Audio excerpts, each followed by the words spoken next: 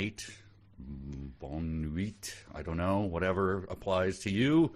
This is 372 pages we'll never get back. I am Michael J. Nelson. Conor is, of course, here. Hello, Conor. Hey, Mike. I hope that people are listening to this as they drift off to sleep, and the last thing they hear before Dreamland is us discussing the mayor of Noobtown. How did it come to this? I mean, I guess that was our mission. So what are you going to do? You can't complain about it. I think there was a sketch from 5 years ago where you traveled back in time to warn yourself about how this was going to be discussing these books. And could you have even foreseen that something like the mayor of Noobtown would have been how you spent your years 5 years from that point, whenever we had gotten to that point in our podcast?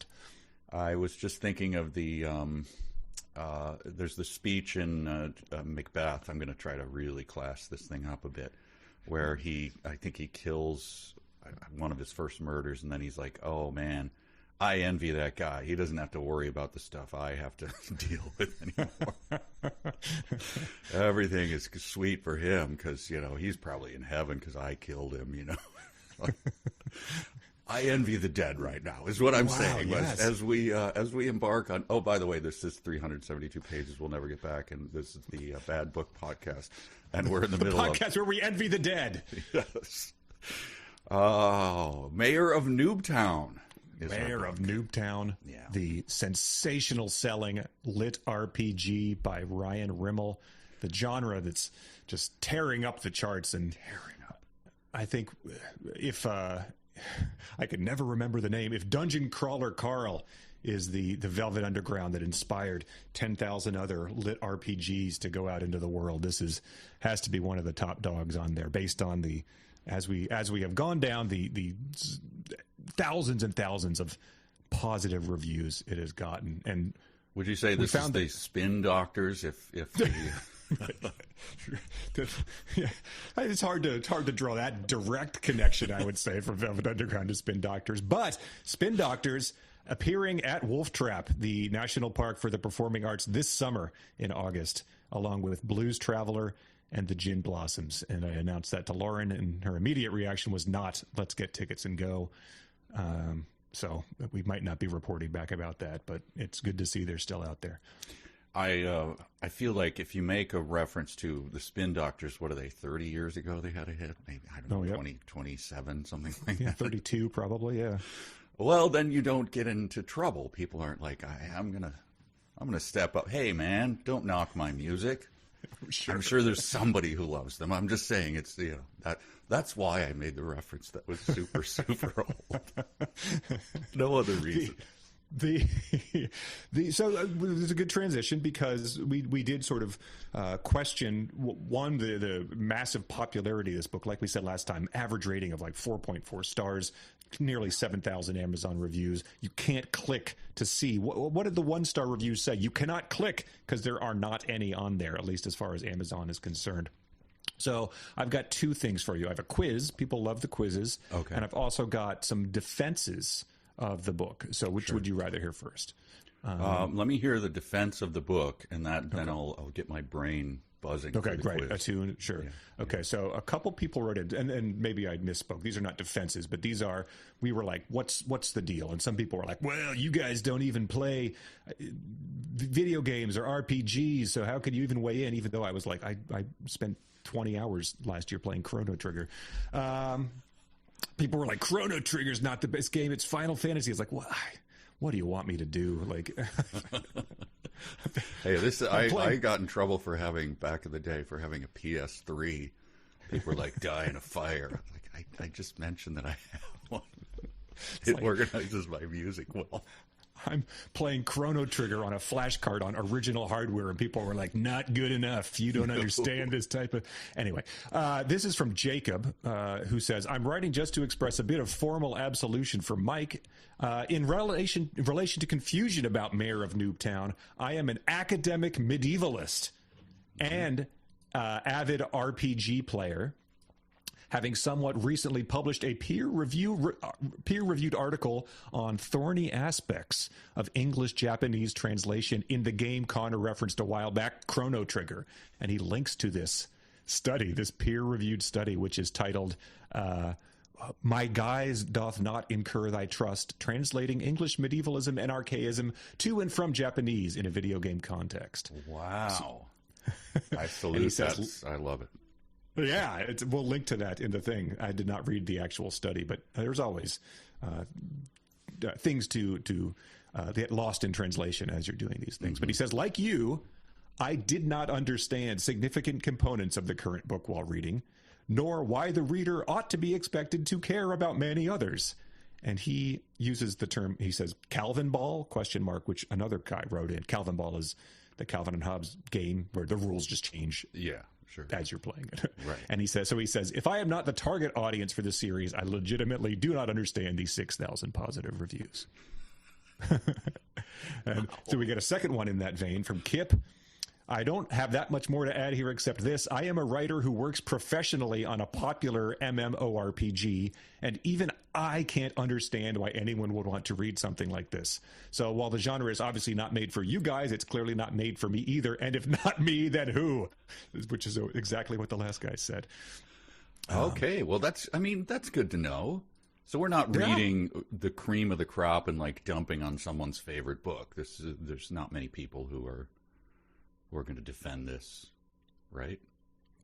Well, so I've got one more criticism and then a defense. Okay. Okay. So there's someone who's going to defend. Yes, we do have him, the mythical defender. This last one is from Cameron. As an RPG fanatic since high school, lit RPG mostly confuses me. The point of a tabletop RPG is to tell a story. The mechanics of the game are to give the roleplay structure so it doesn't devolve into Calvin Ball. Usually, after you learn a system, they become, like Mike said, the wallpaper of the game. Ideally, you stop even noticing and become fully immersed in the story. Some game masters don't let their players see or touch the dice just to create that vibe. And so he said, I guess, again, RPG fanatic who does not get this. But he, so there, that's the third guy who's more the target audience than we are, who said, not for me. Okay. Let's get to the defender then. Okay, there had to be one. All right. Okay. So this is from Paul. He wrote a long email. I'm going to just read the excerpts about the book. It says, why I like lit RPG. These reasons will draw mostly from my personal experience. However, I will try to make some general justifications as well. One, authors can quantify characters becoming more powerful through their increasing levels, stats, skills, spells, etc. There are no sudden bursts of power or ability allowing a protagonist to overcome the bad guy, as can sometimes happen in your standard fantasy stories. Winning feels earned, as if it's due to the protagonist working hard, leveling up, and toppling challenges with either brute force or clever strategy. Number two, being blind, I can't play most video games, so reading about similar elements and mechanics is a way I can enjoy them. 3, I find it satisfying watching the numbers go up as the characters grow in strength, as with the average D&D player or RPG enjoyer.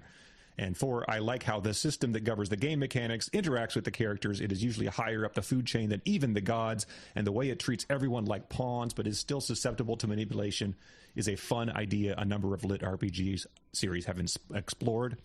Here's why I like Noobtown in specific. I think you're being a little unfair with the book, and yes, I know that's the entire point of the podcast. However, I love lit RPG, and the first episode did make me feel a little sad. First, I totally understand lit RPG not being for you. That's 100% fair. However, the various descriptions, stat sheets, and game mechanics and terminology are core elements of lit RPG, so just completely writing them off or skimming them enjoys fundamental aspects of that genre. 2, Jim is deliberately written to be an idiot. It's kind of his thing. This book isn't trying to convince us he's smart or making the right decisions. I don't think anyone argued for the latter part of that sentence. 3, a nitpick, I know, but this is a sentence that's never been written before. A nitpick, I know. But when he's urinating on the demon, he says something like, it's been a while. I think that's referring to the fact that he hasn't urinated for quite some time, so it was a lengthy stream. Number 4, Noobtown isn't my favorite lit RPG series. I say it's pretty middle of the road from what I've read in the genre. More than anything else, however, it is supposed to be funny, so the seemingly dumb sentences are intended to be jokes, and the audiobook narrator does a fairly good job delivering them as such, though he improves as the series go on. Okay.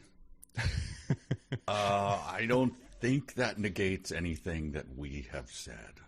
I think I've acknowledged not my genre. We're reading it anyway. It is literature, right? So we are reading it as literature. Correct. All right. And secondly, I understand that they're supposed to be funny. My point.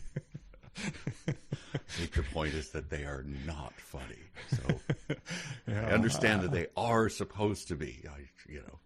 Sometimes though, when someone, I've told you many times about my friend who makes jokes that aren't really jokes. Like there's nothing.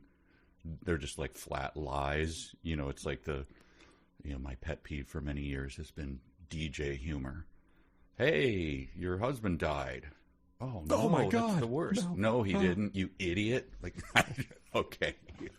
That's not really a joke. I understand. Like, you tricked me. I guess I don't go around going that everyone's lying to me. I don't know. So, but his jokes, sometimes you just go like, I guess was that supposed to be a joke? Because if it's not anywhere in the neighborhood of actual humor, so. Well, and the whole, his like of the leveling up in skills, I feel like, of course, you could be into that. I feel like the way it's employed in this book is so artless that it makes the book much more confusing and harder to read. It makes it harder for me. I don't want to skip over things in case there's a funny thing we can talk about together later. But I was recently reading a book that was about the Miles Davis Bitches Brew sessions, and it was written by a composer. So at very times it would go into music theory and stuff, and that is not something I have any background in. So it just got into that sort of text that was very easy to read a paragraph, realize I took nothing in and have to go back. And that's when he says, like, my strength was up by 2. That meant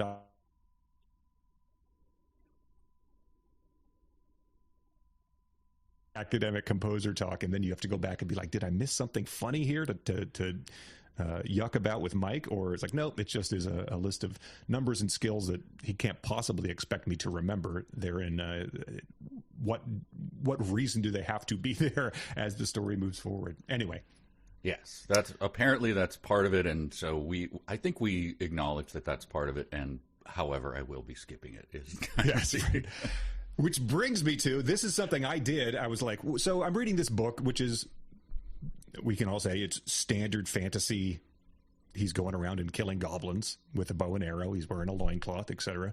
Nothing, no new ground being broken there. So I was like, what is something that I do understand very well that I could then rewrite in this style to try to see, like, could you make a topic I'm interested in be this bad?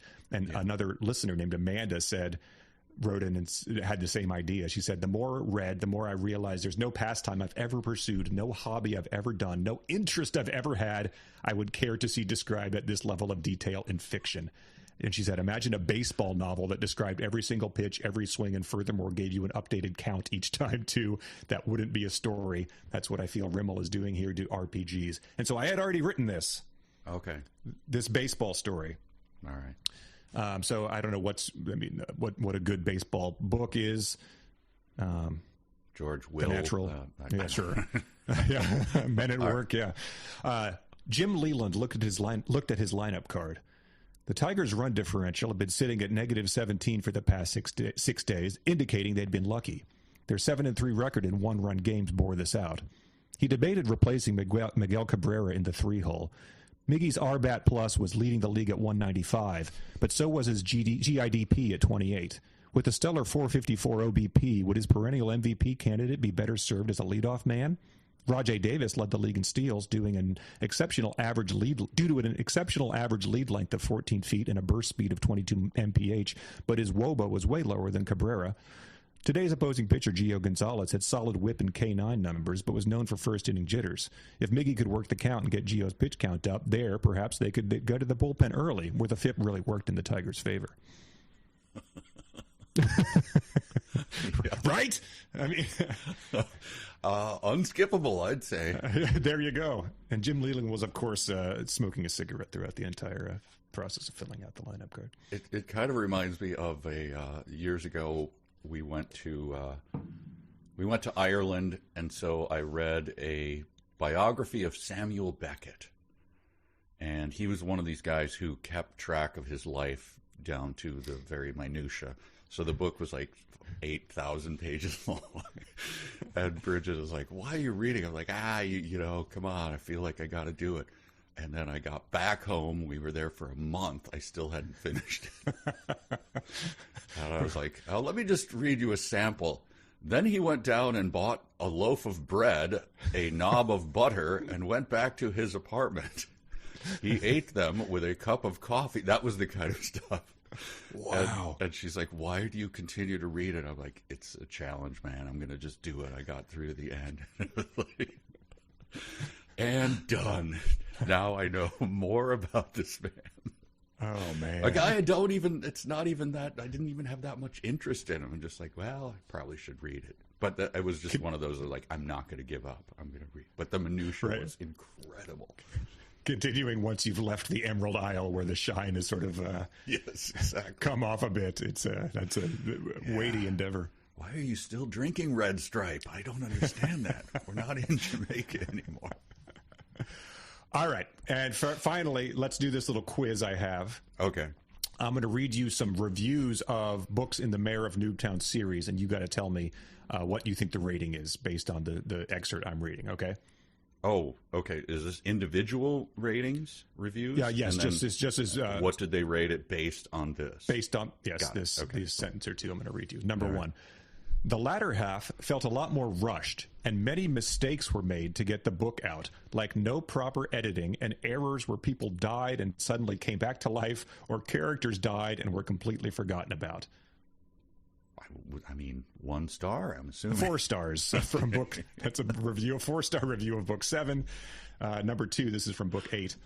That ending was awful. I mean, seriously terrible. I am pretty furious that I read through all that with all the ridiculously shoehorned in puns to be left with an ending like that. Damn, I haven't been this irritated at the end of a book for a long time. Well, it's one of those where they say 0 stars, but Amazon forces me to give it 1 star, so I will give it 1 star. Right. That's a 5-star rating of book 8. Okay. Number 3, this is from book 6. The humor is great, and I loved all the pop culture references. The references were not so obvious, but I found myself thinking about some of them. The action was great, but some parts seemed rushed or breezed over. This is not a criticism. It is a critique. Oh, well, that's important to know. What's the difference? Technically, okay, sure. That's not. I'm going off mission. I'm sorry. Okay.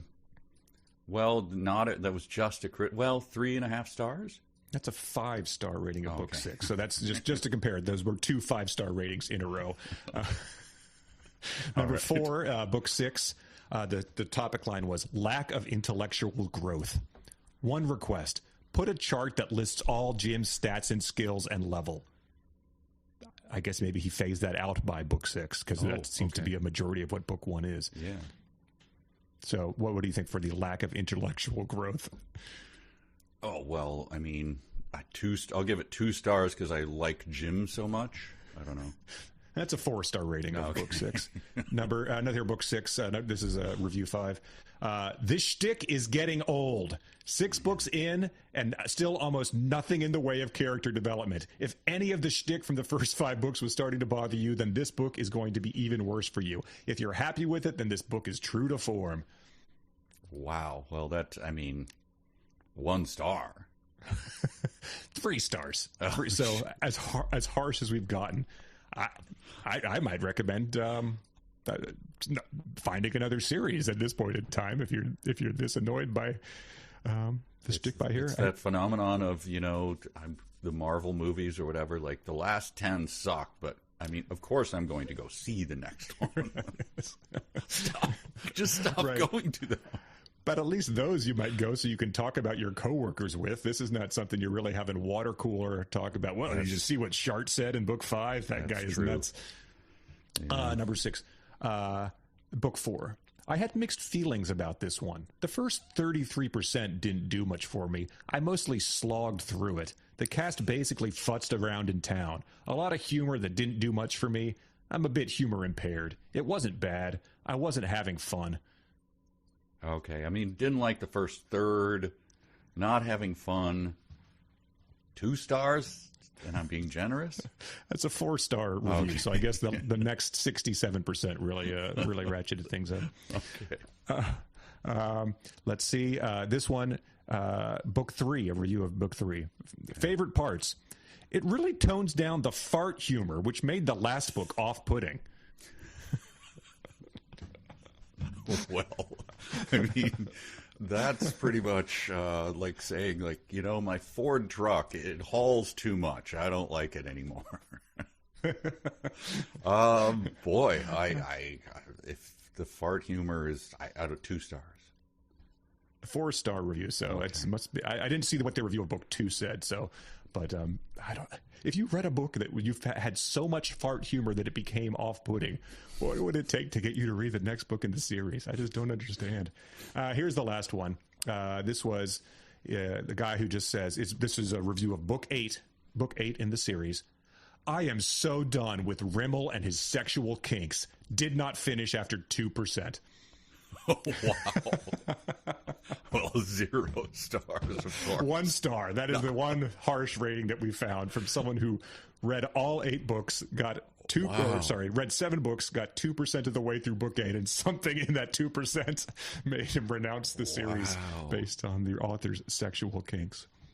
It did remind me very quickly, and then we'll get into the book. Trust me. Discussion. When I was in junior high, there was a kid who anything the teacher said that got anywhere near any kind of innuendo of any kind, it didn't matter how remote, he would like giggle into his hand and then like do the elbow to you, and you're just like, I'm trying to learn about the Protestant Reformation, please. Like, yeah, but she said like head or whatever it was, and he would just go nuts. And this was the only thing I knew him for, and it was always like, even I'm in junior high, and I'm going like, he's got to grow out of this. This is not good. I mean, I'm deep into this stuff. I love this as much as he does, but this is too much. Right. He grew up and he wrote this series. So anyway. Sure, yeah, little Johnny Beavis. Yes. Yeah, it was so annoying. I'm more impressed when he says stuff like, the goblins attacked me from behind, and that doesn't, indulge in the right. Saying whatever the setting yourself up for the terrible 7th grade joke and then not doing it that always comes as a surprise in this series. So. But his wife edited this. His wife, that we'll be mentioning her a couple times in this, I feel like. All right. So where we are so far, look, man, I don't know what to tell you. You've played these games. He gets hit by a truck. It's a guy named Jim, right? Mm-hmm. Former college baseball player. And if you play these games, I guess you're attached to a demon or something? He is a demon familiar that is going along for the ride with him. Yeah, and he rides on his shoulder? Mm-hmm. Sort of? Yeah. And he's invisible? He's invisible to everyone else through some means, yes. Okay, and he has some task. He wants Jim to take him to a demon door or something? Correct, yeah. Okay, but Jim won't do it. He's got other stuff going on. He also isn't at the appropriate level to be able to open the door, I think. So He has to do some grinding to be able to get the demon to that door. Gotcha. Okay, so far, he's somehow killed a bunch of wolves or something? And he's eaten wolf meat? And fur? He has. Okay. He has. He's killed a goblin or 2 and many wolves. He's skinned them. He's eaten them. And I think he just made it into, I guess, what will become to be known as Noobtown, an empty, abandoned, ransacked town where he is sort of setting up shop. Okay. And he's named his demon, and the demon doesn't understand it. Though the demon seems to know a lot about scatology, which we'll get into. But he's named the demon Shart. Yes. There you go.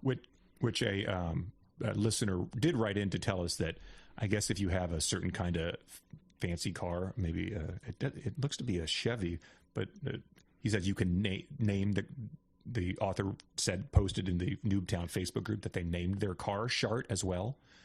And that he says that nickname is now associated with its VIN. When taking it in to be serviced, the car people notice it in the app and ask questions. So that's they don't laugh. They ask questions. Which seems fair. Okay, so where he is right now, he's just like running around. I guess I don't know, he's killing wolves or whatever. And the Shart is like going like, "You suck," and he's going, "Shut up, Shart." That's kind of the book so far. I think that's you summarize the first 7 chapters in 20,000 words with that, essentially. Little Great Gazoo kind of relationship. If the Great Gazoo had an edgy reboot and was going to be voiced by an insult comedian or something. Yes. One of those guys who does the roasts and, kills it at the roasts. So this is the first, I think this is the first line, and this caught my attention. The town had an interface all of its own. It wasn't even attached to my character sheet. And I was just like set back on my heel. This comes out of a clear blue sky. Are you kidding me? Check your character sheet again, man. I had to take the book down and I said, Bridget. She's like, what? A town has its own interface. It's not even attached to his character sheet. She was like, no, give me that book. The dishes shatter from the kitchen. She read it and went, it's true, I guess. I don't know. So that was I don't know if you noticed that, but man, wow. You just build up these preconceptions in your head and he shatters them. And that's why he's the best at what he does, I guess. He doesn't play by by the playbook that so many of these other lit RPGs are doling out. Mm-hmm. The chart then clarifies what this is all about. He sort of says, this is not a town, it's a village, which, again, just dishes falling to the ground. Kaiser Soze slow motion mug shatter. Because it says town interface, so that's the name of the chapter. So, all right, but it's a village, not a town. Sure. Okay. And they say that the population is 2 because there's another guy named Tumen Masterbrook somewhere in this village. Yeah, I noted that and said, am I supposed to get something about that? What does that mean?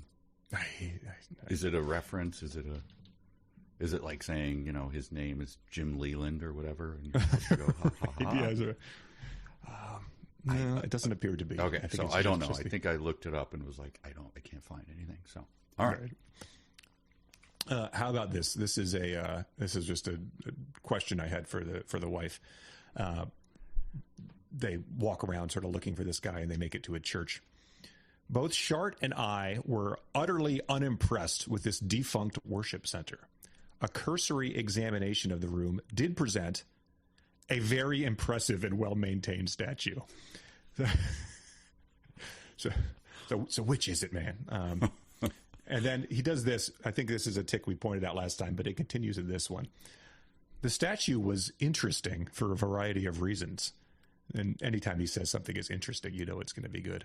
First off, it was compelling to behold. Okay. So it is a unimpressive, very impressive, interesting, compelling statue. Gotcha. It paints a picture. I'm going to hit you with, right in this same section, some of the humor that our defender of it loved, and we'll see if we can get a laugh out of you with that. Okay, right. This is Jim. I'm just going to do it. He's in the, and you can close your eyes so that I can't pull any tricks on any faces or anything like that. He's in the, I began trying and failing to identify which building the church even was. Destroyed structure, I finished lamely. Looking around, Shart replied, you're going to have to be more specific. God.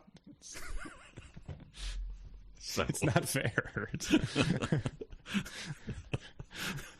So that's the humor. That's the thing. Like, I was laughing my ass off kind of stuff that you get in the reviews. Hey, it's the difference between that and Marvel humor, and then Marvel humor and the other things is it's smaller than you'd think. I feel like, and I don't know. True. Maybe both of these guys are really well paid to do this based on the amount of reviews. So. Well, the humor also rears its head. I don't think Marvel would do this because it was an extended. The statue is Tumen is frozen into a statue, and they sort of get a extended Jack-in-it joke. Yeah, boy. Yeah, but during which Shark does call him Dum Dum. I think that is the Great Gazoo. That is the Great Gazoo catchphrase. Harvey Korman voiced, right? Kids? Huh? And he sort of has to like do something with the mana to try to get this work. And he says, "What are you doing?" "I'm relaxing to let the mana flow through me," I said. "Like the Force?" "I don't know what the Force is, but it sounds stupid," replied the demon. "It's a curse. You have to grab that thing and throttle it with your magical powers. Think of it more like a goblin's throat instead of your fragile dick." So that's another part where it's just the wife is like, "Sounds good, honey." your Force line.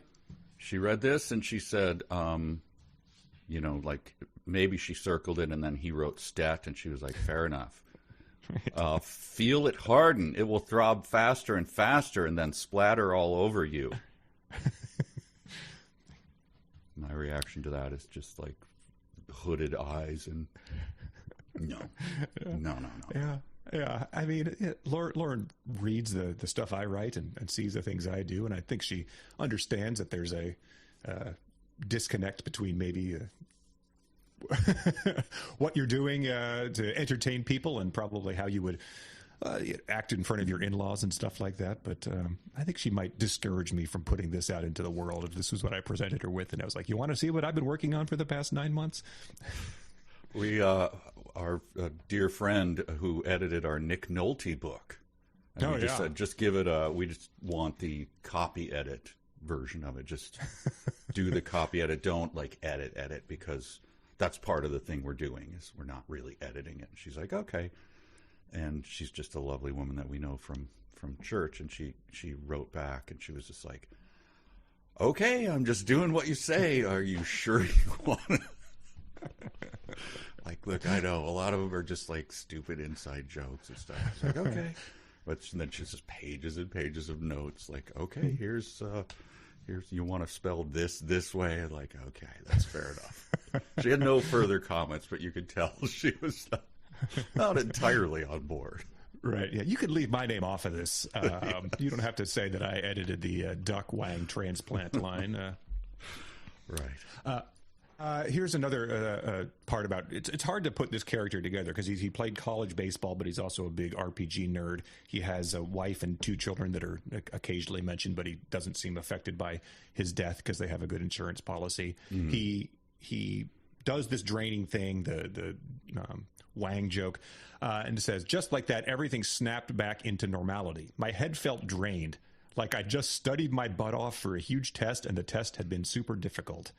He's like 38, right? And a father of 2. Yeah, I couldn't figure that out either. Like, what? Wait, when are you doing? Are you doing night school or something? And then, or I just had bronchitis and was still recovering. So, I mean, again, that's probably a joke I don't get. It's, I don't know. You study for the calc exam, and then all of a sudden you're having trouble breathing and your lung capacity is reduced. I mean, but I don't think those two are the same. Right, or it's one or the other. Which one is it? Right, but anyway, okay, that's probably a joke. And also, I think this is a joke. Good to know he's exhausted because he depleted all his mana trying to get this demon to work, only to realize that he needs 600 mana and he only has 20. Good to know. I'm just going to lie here for a bit, I said, sensing some fleeting warmth.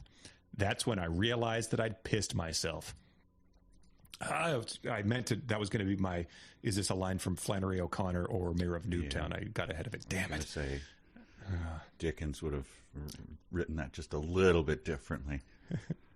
Also, I thought you were going to try to make me laugh with that. So sorry. It is a good laugh line. But it is all in the delivery. That's why people say the audiobook is good, even if the guy's improving as it goes along. Yeah.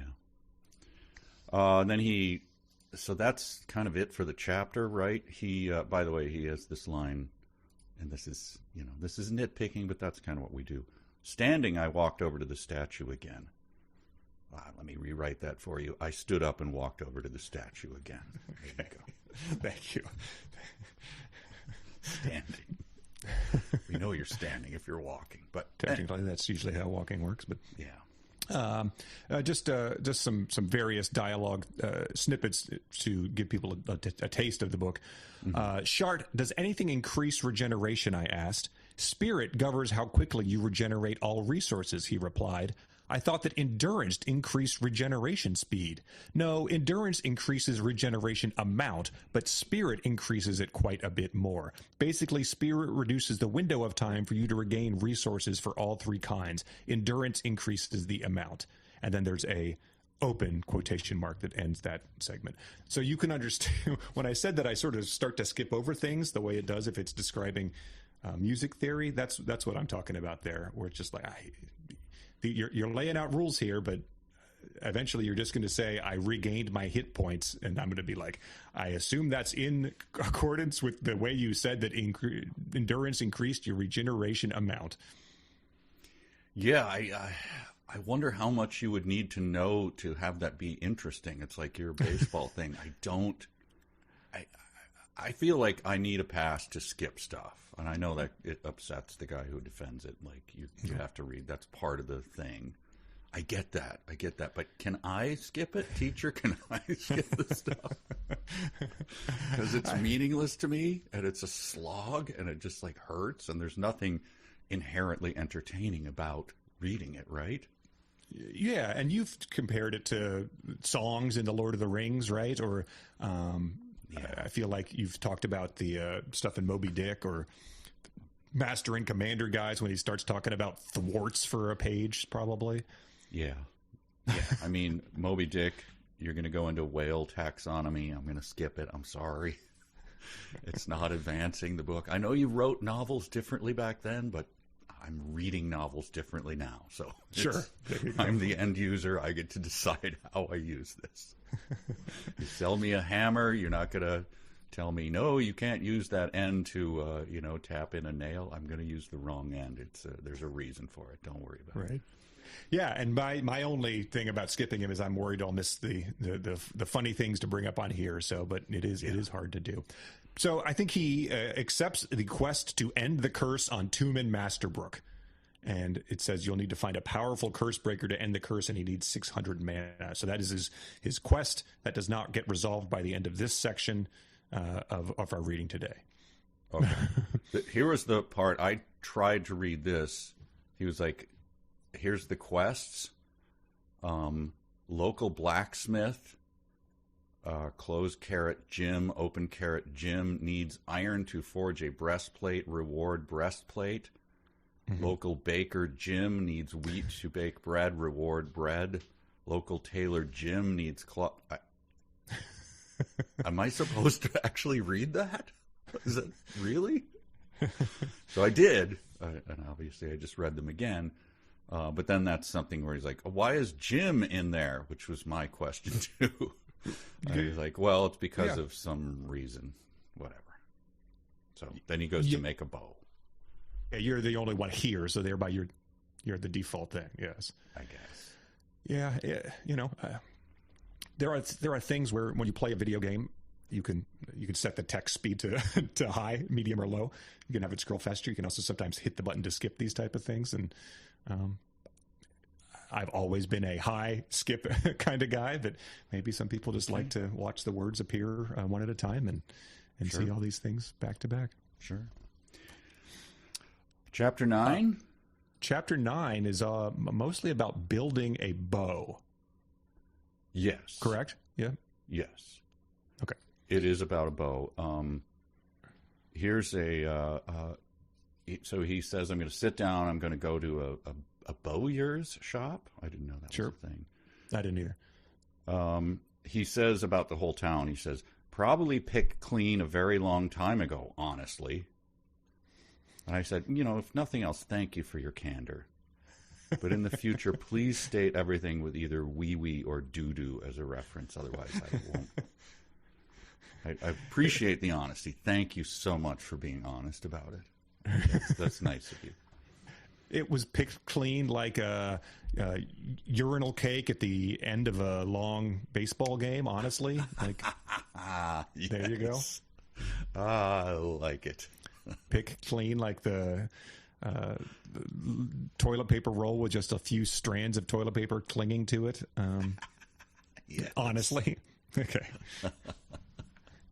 Yes. Okay. Now I understand. Here are some other examples of the text. So what he's doing is making a bow. So you can think about all the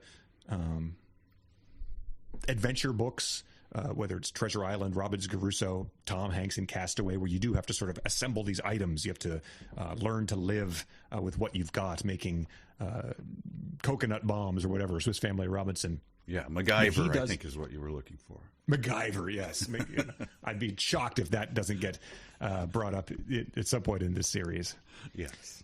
But so rather than saying I found a coconut bow, I found a bow string and whittled it into a thing, he talks about I could only see one option. The bow I had chosen earlier. I selected it, but nothing seemed to happen. Well, something happened. I felt like I should be making a bow. That was impressive considering how destroyed the shop was. I very seriously doubted anyone would be making anything here. As I continued selecting the reward and not receiving the bow, I realized I wouldn't be able to complete the quest without first making a bow because I needed to reward myself with it.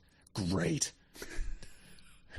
So if you thought that like Tom Hanks building fire in Castaway was missing some frustrated menu navigation, I guess this is the book for you.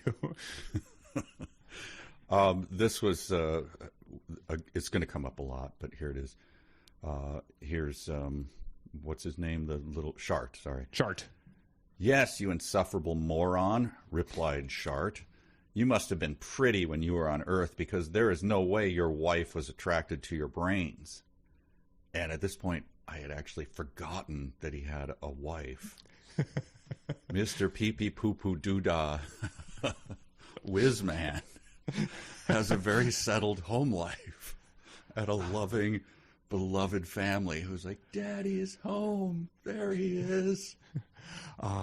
It's been so good to see you, Poo-Poo, and my beloved daughter, Pee-Pee.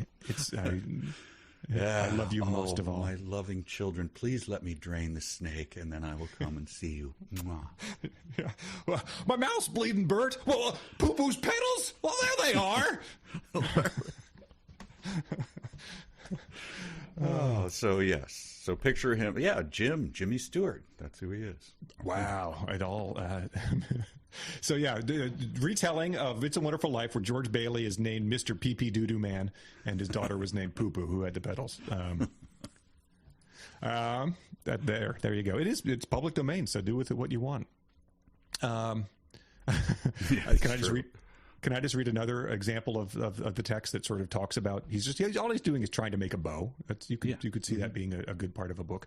I could also see why improvised tools wouldn't be a common skill. First, the end product was always less base durability than a product made with the correct tools. Base durability was important because it was the base that other values were calculated from. The second issue was the slow growth rate and high failure chance. Without my crafting skill, even at the amateur level, I'd have broken 1 and 2 arrows. As it was, I had a few that were flawed, but overall the majority of my arrows were just less durable than normal. However, despite all this building and improvised tools, I'd only gained 45 skill points. I challenge you to tell me that's any way different from that Jim Leland thing I wrote to mock the book. It's I just don't. There's just so little to gain from the framework of making it in this context. You know, it's like talking about investment interest rate accrual or something. I had a friend who his father worked for many years for the Treasury. Okay. He's a numbers guy, and he said one time he sat down with the baseball stats book. I don't know, isn't there an official thing? And he just memorized it. Nice. So you could just open it up and go like, batting average 1971, Jimmy Crawford, second baseman, played for 2 weeks. He hit 245, come on. He memorized it.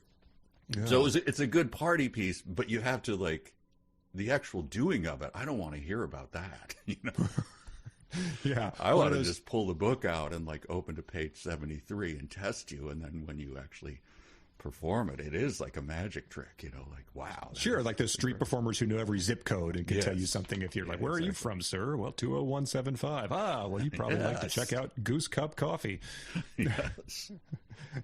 Yeah, so if you do have that ability to sort of recite pi to 100 digits or whatever, you should be putting it to work, rigging the crypto market or whatever, not getting 8 books into Mayor of Noobtown before you throw it away in disgust because of whatever kink popped up in the first 2%.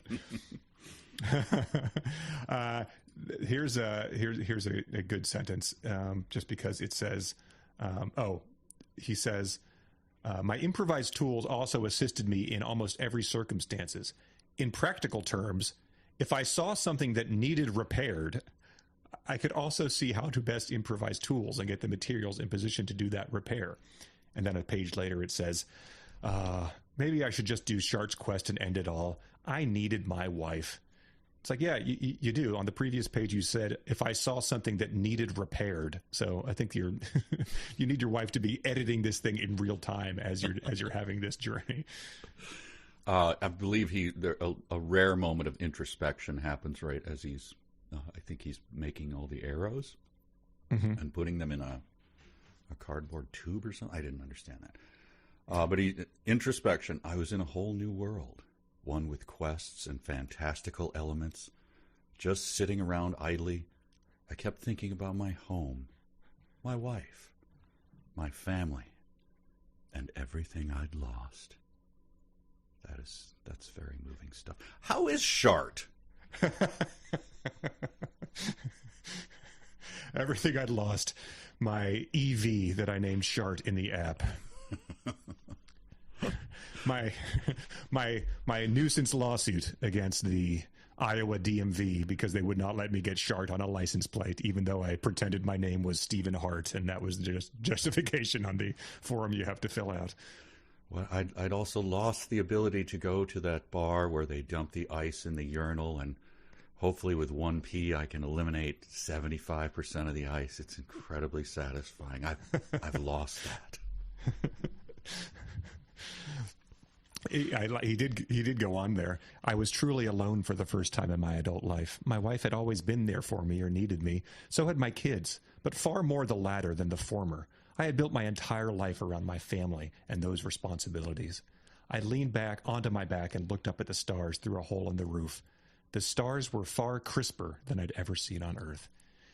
Easy, Carl Sagan. We don't need to get too... We don't need to get too much into the cosmology here. Yes. We've already had enough big ideas thrown at us without having to take in the cosmos. Okay, so then now he can start a quest, but not find the demon door, I think? Correct. He's taken under the quest of Tomb and Masterbrook, but he's also going to take on a quest of saving some humans that are about to be captured by goblins. Yes. Yeah. Okay. That's a big part of it. But if people are wondering, like, okay, where's the lit part of this? The end of this chapter certainly shows his bona fides. I'm someone in need, replied the demon. The demon's name is Shart, in case you were wondering. Your needs involve terrible things happening to me, I replied. Well, yes, but what you are doing is still very impolite. That's how you end a chapter. Yes. Yeah. And chapter end. I have to read on. He's doing something impolite. What he is didn't next? Get called. He didn't get called impolite when he urinated all over the demon. So this must be serious breach of protocol here. This is like, I thought we were friends. What Emily Post is going to kick in the door. Yeah, this is. Yes. I think what he's not doing that's polite is not helping Shart with his quest at the moment. Yes, so. I know that, but it just seems like that's too much, man. Yeah, when you even think about Dan Brown, at least that guy was like, they fell off the cliff into the Arctic Ocean and died. End of chapter. Like, my God, what happens? They didn't actually die. Well, okay, that's... Then something no one could have expected happened next. And then, like, a new chapter, 100 miles away. Carl Ronson, dug into his bag, and then you're like, wait, what? And then you go back to it. It's like, oh, right. That's right. I had them, getting attacked by a bear. Yeah, the bear's gone now. Right, yes. Yeah. What Robert Langdon knew that no one else did was that polar bears were allergic to cinnamon, and so his blew a puff of it into their face. And giving the bear the cinnamon challenge, he failed miserably. Oh, all right. Mayor of Noobtown, written in the style of Dan Brown, is our challenge for authors next time. Chapter 10, he leaves the village. There's a brief moment of suspense. He sets up a solid page of theoreticals saying, all right, so here's what has to happen. If Tumen Masterbrook, who we've never met, but he did an extended sort of wanking joke about trying to revive him, if he's actually still alive, the fence, the mystical barrier will hold when I leave the village. However, if this blah, blah, blah, everything revolved around the barrier. And then he ends it by saying, however, none of that was required. I crossed the border and nothing happened. So just give us all the theoreticals and then immediately negate them as you leave the village. It's solid drama, just like Dan Brown. I was actually, you talk about the theory. I was a little confused about what that theory was. In theory, it would take the wolves a few hours to find my tracks. By then, I figured I'd be able to lose myself in the forest. What is the theory? In theory, it would take the wolves a few hours to find my tracks. I'm just wondering what theory that is based upon. I haven't leveled up in theory analysis, so I'm not going to be much use here. I mean, he's been there. How long has he been there? He was hit by a truck, and then the demons sent him there? I think it's been like a solid 5 days at this point in time. Days do seem to pass in the span of a sentence, though, when he passes out in his own urine and wakes up later. So that's true. Okay, so enough time to develop theories. All right, maybe I'm being unfair. I don't know. Well, for a guy that likes laying out the rules and how everything works, yeah, he does say, well, in theory, it would take the wolves a few hours to find my track. Why is that not something you expand upon for a solid paragraph or two, giving the wolves tracking ability and such? So he sneaks. I guess he sneaks. I don't know. He has some sort of spell on him. I'm sorry, I don't keep track of that stuff. He says, okay. He goes to the forest, and then he goes, okay, forest was a strong word, but I had decided that the trees were thick enough at the 5-minute point to forego stealth and just walk normally. That is quite a burn on newish or small trees, I would say. The forest is just sitting there going like, we are what we are, man. I don't know what. I'm going to call you forest, but it's a pretty strong word. Like, I'm just a tree, man. I didn't ask for your... I didn't even say forest. Old growth? Not likely. No one's cutting you down for lumber. Hey, man, I'm just sitting here. Yeah. All we're doing is growing where the squirrels bury the nuts and forget us about them, man. I don't know what to tell you. Yeah, we're one of those aspens. We're like the largest growing structure on Earth, right? Isn't that the trees that are all connected, right? Yeah, those aspens. Yeah. How about I did not understand this, so I'm sure you didn't, but he says, I had several carcasses on me and was sincerely hoping rabbit meat would be tastier than wolf meat. Now, if I could just find some actual rabbits, because I was fairly certain that what I'd shot so far were not. They reminded me more of a certain electric rodent. By the way, electric rodents are pica delicious. What was your takeaway from that segment? I wrote that down. I was going to do my reaction to it, this wheeze, this joke. And I looked it up as like, is that a double joke on, is there an electricity term about picas or picos or something? Or I don't know. I don't think it's that. I think it's just a Pikachu joke, right? That's what someone informed me in an email, and I did not, ashamed, did not pick up on that. So my reaction to it was to hood my eyes, stare at you, and hope you went away. Is kind of like the time our Airbnb guy in one of a room full of guys, and he wanted a reaction from us, and it was like this. Talk about aspens giving, or mushrooms giving senses to each other. Like, please, no one reacted. Everyone give him the 10,000-yard stare, and then we did. That he pretended to lean against a wall for a while, and like, all right, I'm gonna get going. I was like, thank you, everyone, for not reacting to that. the Riftrex mycelium just sent out a all points bulletin to people being like, do not engage with this guy and his electric rabbit joke. Yes, if you react to Pika Delicious, I swear to God, you're fired.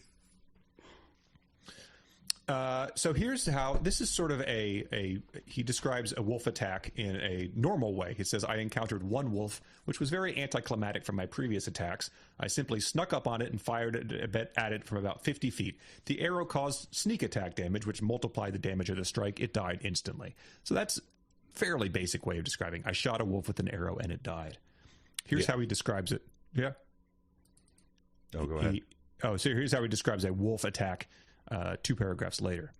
I shot the surprised wolf. I did 13 damage. This was reduced by 3 from his defenses to 10. Then he took additional damage from an unexpected attack, which doubled the damage. He also took additional damage because as a rogue, I could perform a sneak attack that also doubled the total damage. That meant I did around 40 damage per shot, and the wolf had 20 hit points. It got worse. I could aim for the heart, which increased base damage by 50%, or the brain, which doubled damage. Neither was particularly difficult to hit in a sitting wolf at 50 feet. So that's, I mean, sometimes it's a writer exercise. Describe killing a wolf 2 different ways. All right, congratulations. One of them is far less comprehensible and interesting than the first one. So that's as a writer, you've got to get those things out of your system. Nope, they're both in the book. Went downhill fast. He says, by the way, before that, the quest's markers functioning was reasonably interesting. Ooh. No. I didn't find it. I tried to be reasonably interested in it because it sounded like it was reasonably interesting, and then he underdelivered. It was not reasonably interesting. The amount of things that he's called just plain out interesting so far have not lived up to that claim. So when he's sort of cagey about something being reasonably interesting, that's he says that it was time to he was planning the thing. There's like humans, they're attacked by a goblin. Is that this chapter? The humans are being sort of led in bondage. The goblins have taken them as prisoners or slaves. The greenskins. He says it was time to Kevin McAllister the place up. Actually, the word "the" is not in there, but I think you subconsciously corrected the sentence. It was time to Kevin McAllister place up. Okay. So it's like when someone gets an honorary road named after them, like Edward James Olmos Way type of thing. Kevin McAllister Place. Yep, that's our house is right off of there. So it's weird where you hate him so much for the content of it, but then you're like, yeah, but then you had that typo on it. I don't know which to hate worse. You know what I mean? To have that idea and then to somehow manage not to stick the landing in an 8-word sentence and again, I'm looking at it in a doc. It wants you to correct that. It's underlined that thing to tell you to please put a "the" in there. Google Docs is pleading with you to make your terrible joke at least grammatically correct, but what are you going to do? Yeah. It is. I mean, there's part of it is yes. Part of it is like the when someone says, "Hey, I'm going to try to jump over this garbage can, with no pants on," and you're like, "Oh, okay," but then jumps over it and like gets a sack caught in the garbage can and like, "Ow!" Which do I don't know. Am I happy about it? He tried, failed, like I don't know. So that's kind of what the Kevin McAllister thing left me with. Line was. Yeah.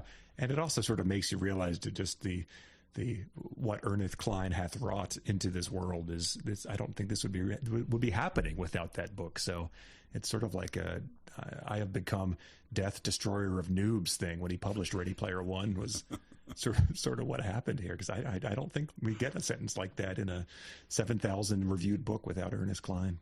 It's true. Can I share you a real time reaction of mine to something that was written? Yes, please. This is talking. The goblins have got these people, and he's looking for a place where he can set the traps, because that's what he means by Kevin McAllister place up. He's going to set a bunch of wet-banded traps. Yeah. So he finds this gully where he thinks the goblins can get in, but they can't get out. At either entrance of the gully, there were rudely constructed earthen walls. They looked reasonably sturdy for the most part, And of course, they went almost up to the roots. I mean, of course they did. Do you take us for idiots? And I'm going to keep reading. But, so these there's earthen walls. Of course they went almost up to the roots. My reaction, well, these walls are well made then. However, they were not well made. My God. You take us for idiots with the of course, and then you throw this loop at us that these earthen walls are not well made, even though they look reasonably sturdy. It's one surprise after another with this guy. He is Lucy and the footballing you over and over again. Here's one I didn't get, and maybe you can help me, and maybe the listeners can help. The other was doing something I hoped was dicing, and also he had a stomach ache. I did not care for goblins. I don't know what this means. Oh, I don't know what it means, but I'm sort of going to do the, You're going to think like an author. When I hear hoofbeats, I'm not going to think zebras with this guy. I think it's another jacking-it joke. If you think about stage business. Yes. Like, you know what it is? I realize this. It's not dicing vegetables. He thinks, and so people are going to isolate this in the video feed, he thinks the guy is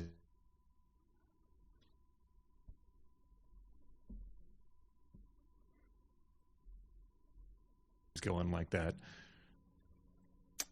That's what I thought. Okay. Yeah, I thought that you thought you just wanted me to enact it out so people can have that as a GIF. Well, he also had a stomach, and I don't know. Okay, so is it he's doing that? He's rolling the dice, but he's like doubled over from the stomach ache?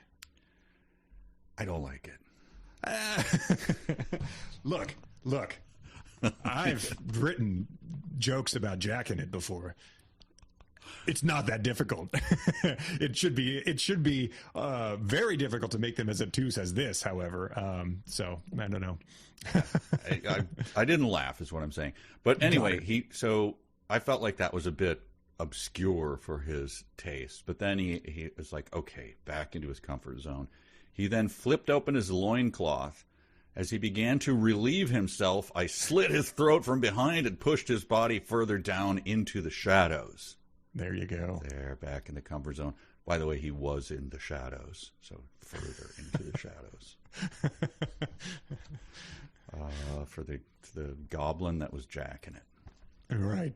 Wow. Jacking it, and then he went and had to relieve himself. And I think he says 4 other goblins walked over there to relieve themselves, and he stabbed each of them and threw them into the shadows. Each one reeked of beer.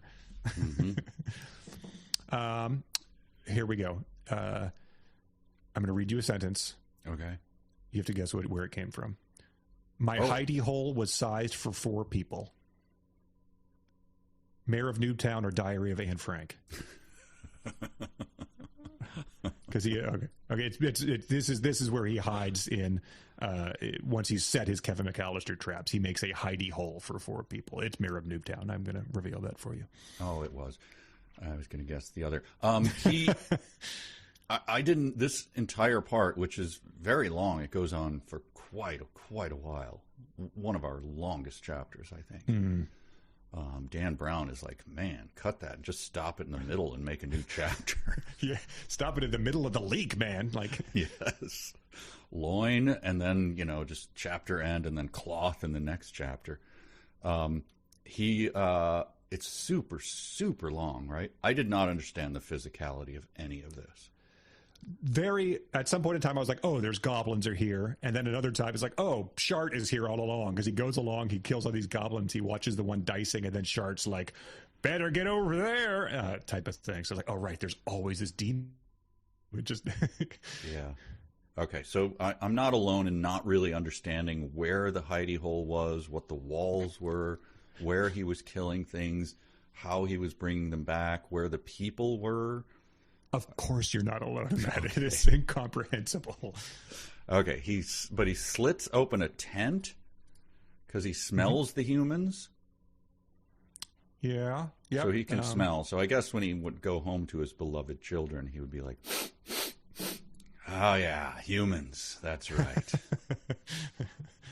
Yeah, that makes sense now. But anyway, he finds the woman and the 2 children in Correct. the tent, right? Goblin prisoners. Yes. And she says, she waited a moment after he said his name. Just Jim? Did your parents forget to finish naming you? So she's in a goblin prison. God knows what horrors she's seen. Yeah.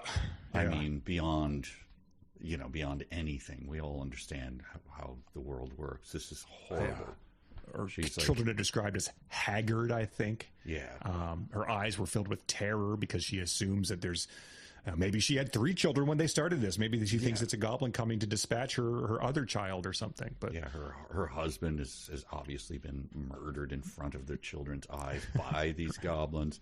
But she still has time to snark with this guy about his name.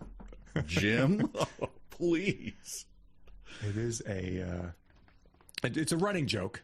Yeah, it is. He becomes a runner. And for intentionally giving the demon and his car the name Shart, it is a funny, I don't know, just the most, one of the more common names we have that is, I guess in this world, everyone has a name like her name is Ava Sophia, which are both, common-ish names, but I guess they just need to be a first name and a last name combined into one, and that's why everyone finds Jim to be funny. I think that's it, but here's my question. He's new to this world, as you say, maybe 5 days in. Correct us if we're wrong about that.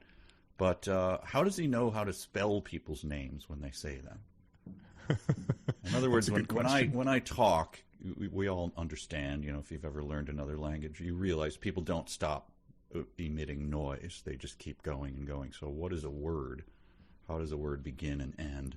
You only know that because you know, oh, I hear that word, now I understand it, but she says, I'm Ava Sophia, and he's like, oh, those are obviously crammed together, and Sophia is capitalized.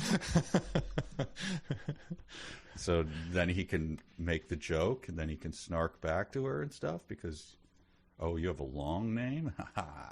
Mine is Jim. Right? Is that... Yeah, it would have been a good use of his...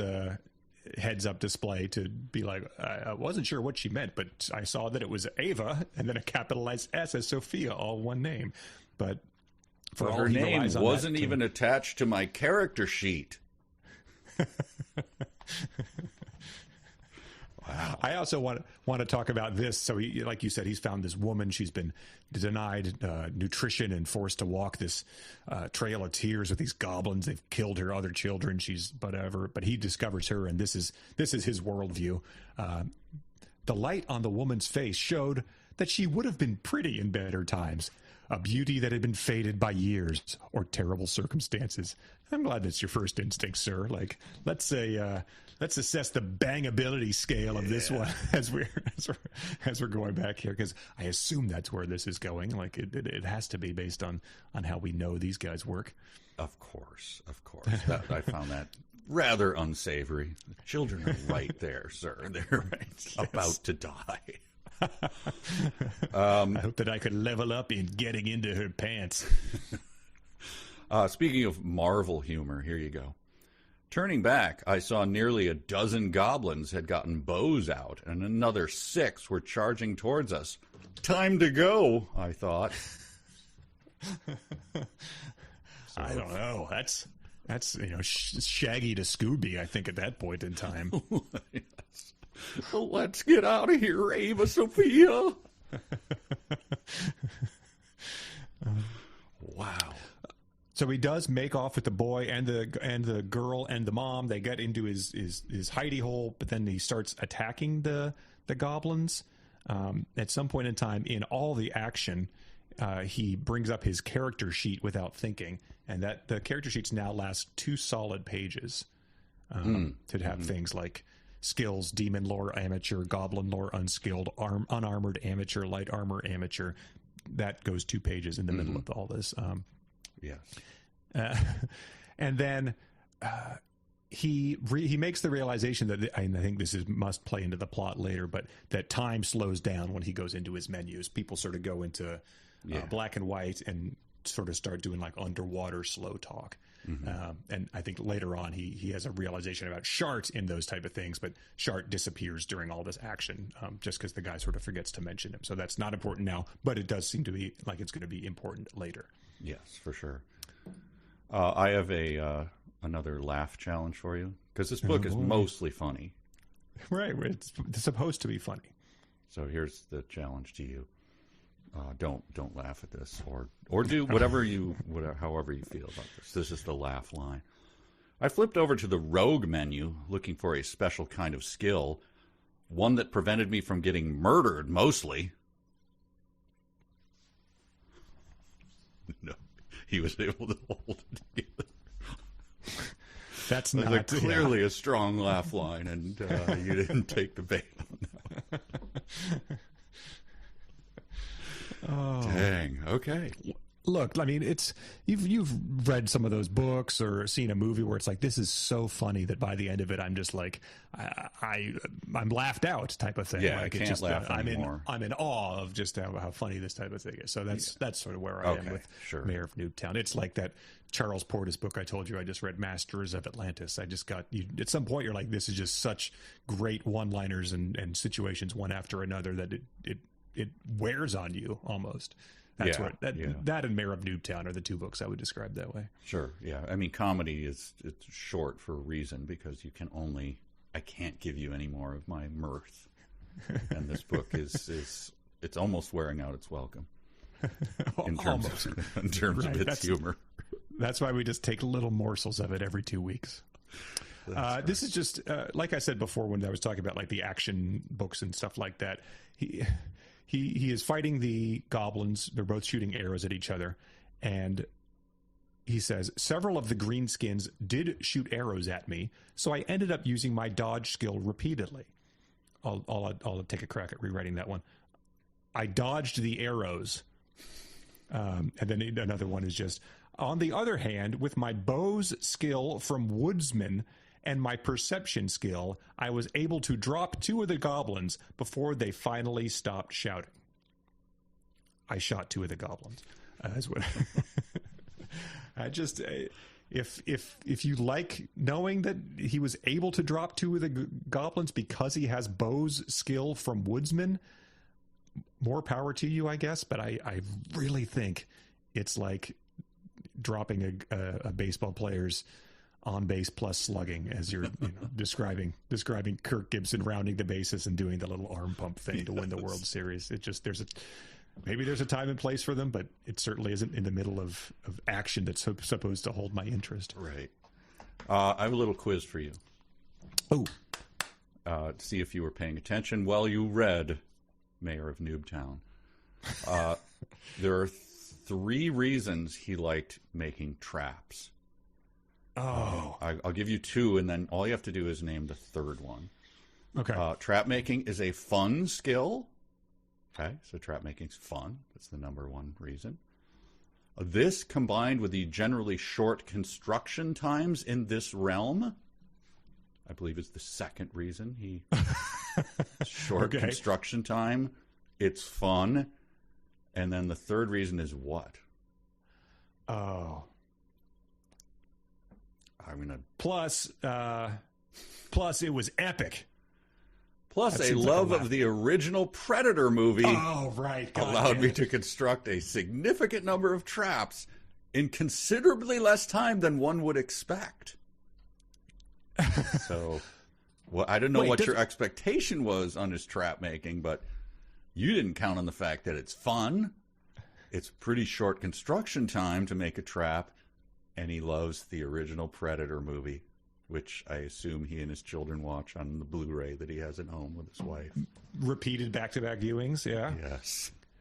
So has he leveled up in Predator knowledge, or did he come? Is that reflected on his character sheet of you have skills in quoting Big Lebowski as well? Like it's for right? Like shouldn't that be something that we get? Your pop culture knowledge is at a level of epic bacon. I assume that he's watched every episode of My 3 Dads or whatever the hell it was.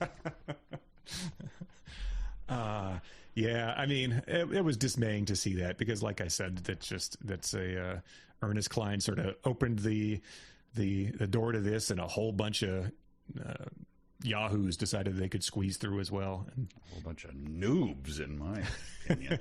I have a Sonic challenge for you. Okay. Do you have the book up? Yeah. It is the final sentence of the chapter of this really, really long chapter. This is really long. All right. Okay. So let's just read that, because this is the goblin that he can't kill. Okay. So go ahead.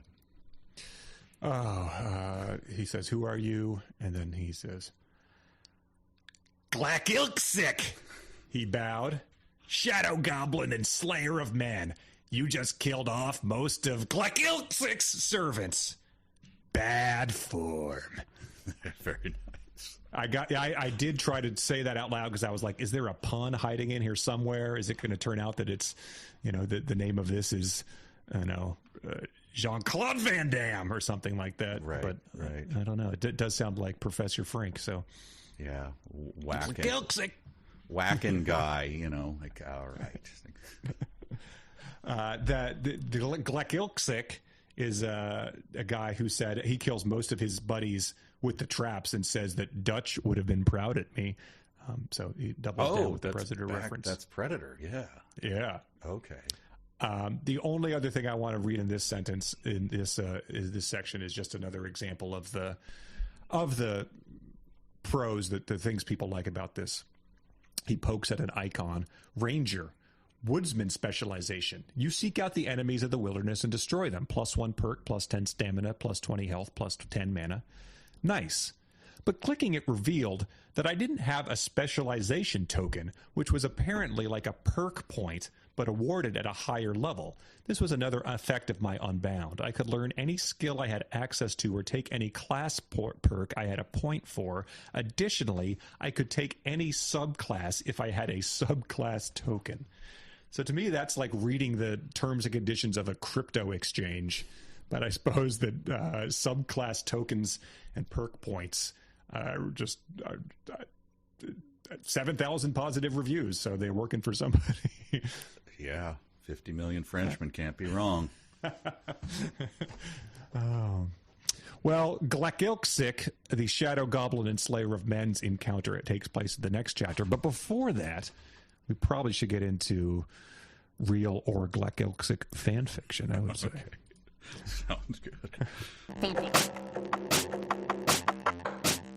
Real fanfic. All right, so this is real or fanfic, the segment where I'm going to give you 5 segments that are either from future excerpts of Mayor of Noobtown, written by Ryan Rimmel, or fanfic, written by our beloved Patreon jackals. The jackals over at patreon.com/372 pages. You can get every episode a week early and all sorts of bonus stuff. Like last week, we did a Choose Your Own Adventure with John Hodgman, where we real-time solved a puzzle that was those books, everyone remembers Choose Your Own Adventures. It's like, oh, you went into a cave. You went back in time to King Arthur. This one was about a field trip that got taken hostage at the White House. I like that in the middle of it, Hodgman is game for anything, of course, and he's fun to have on. But like in the middle, he's like, I don't like this at all. He just stopped. I'm like, oh, is he doing a bit? Like, nope, he's not doing a bit. It was a little grim, but that was essentially why I picked it. But yeah, so go support the Patreon, and you can hear that, because it was funny. The kid got tied down and injected with a serum against his will. Like, enjoy it, kids. All right, so here are 5 segments. Here's number 1. I pulled up my character sheet and saw a new tab, Wizard Level 1. My health had only increased by 8, and it looked like wizards didn't get any armor proficiency. Wizards were squishy in this world, too. No surprise there. I didn't care about any of that, though. I scrolled over immediately to check out my first spells. No more Scooby snacks for you, Shart, I announced. Shart stared at me, looking confused. Mana, I clarified. No more for you. I have my own magic now. Oh, yeah, he sneered. First-level spells. Totally just as good as high-level demon magic. Good luck shooting little puffs of air at the goblin hordes. I ignored him and started reading the description for my first spell. Magic Hand cost 5 mana. Lift an object up to 5 pounds and move it up to 10 feet. Cannot inflict damage. First level spells ain't shit, Shart said, interrupting my thoughts. Using my new Magic Hand, I scooped a pile of muck from the stable floor and dumped it on Shart's fat, smug head. How's that for shit, bitch, I said. Oh, Lord. I'm going to say that's real just because I hope someone didn't write that. So just to try to protect a reader, I'm going to say someone found it and sent it to you. All right. Number 2. Do you see any hookah tubes here, idiot? Shart asked sarcastically. I did not see any hookah tubes in the cell, but I did see 2 long, tubey-looking darts sticking out of the ass of that goblin passed out in the corner. I snatched one, broke the tip and back end off, and plunged the shaft into an unsanitary-looking basin, hoping the majority of whatever sleepy-time drugs it originally held were hard at work singing lullabies to the goblin, and the rest would rinse away. I jammed one end of the hollow shaft into the glowing cube, shoved the other end into my left nostril, and took a big snort. Instantly, I could taste numbers and see colors that I couldn't name. I checked my charisma stat. Above average, SP 175. As before, there was a timer counting down, but only starting from 6 minutes this time. I called to the uniformed goblin sitting at his desk, eating what looked like a sandwich made out of 2 moldy pieces of bread and a handful of wriggling snails. Hey, Romeo, I called. The goblin cop shuffled over obediently, but with a slightly put-out expression. These are not the droids you're looking for, I murmured, gesturing with my hand. Sure enough, he unlocked the door and let us right out. Oh, boy. I'm going to say fanfic for that. Okay. Number 3. I began repeating all that Badgelor whispered in my ear.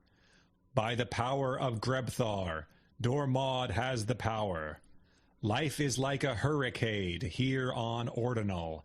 She solved the mystery and rewrote history. Wait, what the hell is this? Several people were nodding in satisfaction, though, so I carried on. She was loved by good and feared by evil. She would never turn her back on her friends, and she was always there to defend.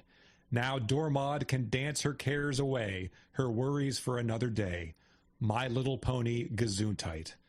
Gesundheit, the crowd repeated.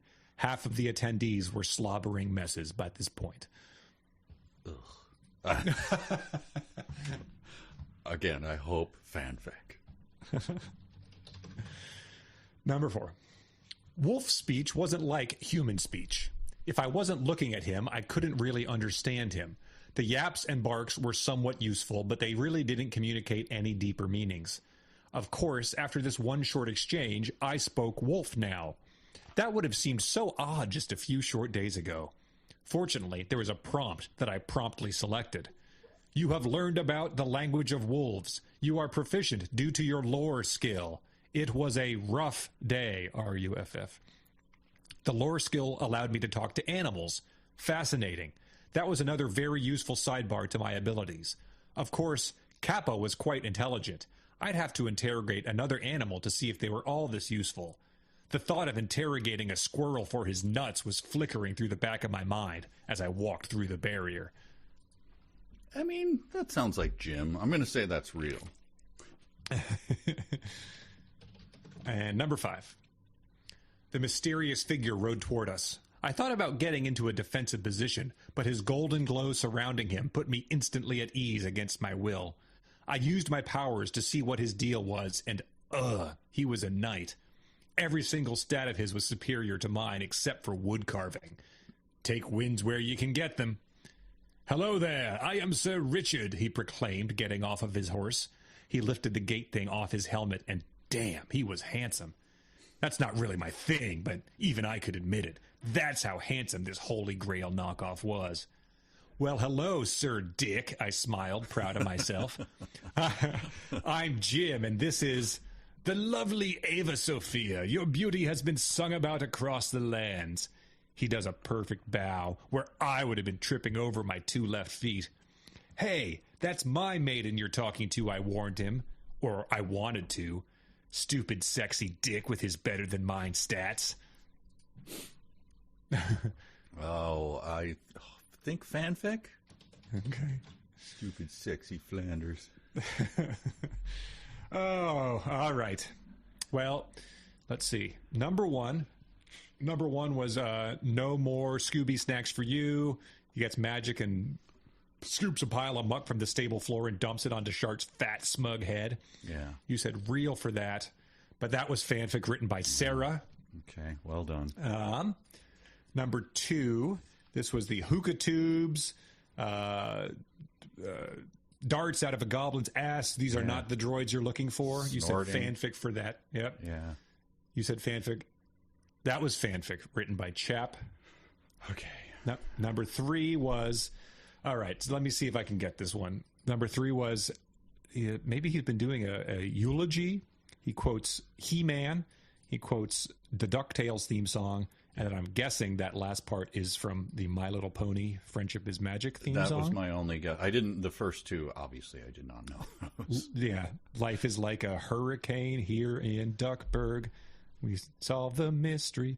Anyway, you said fanfic for that. This one is tricky. The judges will have to weigh in on here. This is real, but it's from book 3 in the series, submitted by Gunther. Look. You said we needed either in this book or... That's true. I always wanted to get it out there that there is My Little Pony working in the background of informing this guy's worldview. Sure. I mean, it was that really ever at that issue? I guess before I knew that, I still knew it deep down. But, sure. All right. So the jury's out on that one. 1 for 2, but that one was tricky. Number 4 was wolf speech, learning to talk to squirrels about their nuts. You said real for that one. That is real, submitted by Jackson. Okay. All right. And then number 5 was Sir Dick, the handsome knight. You said fanfic for that. And that was fanfic written by Harris.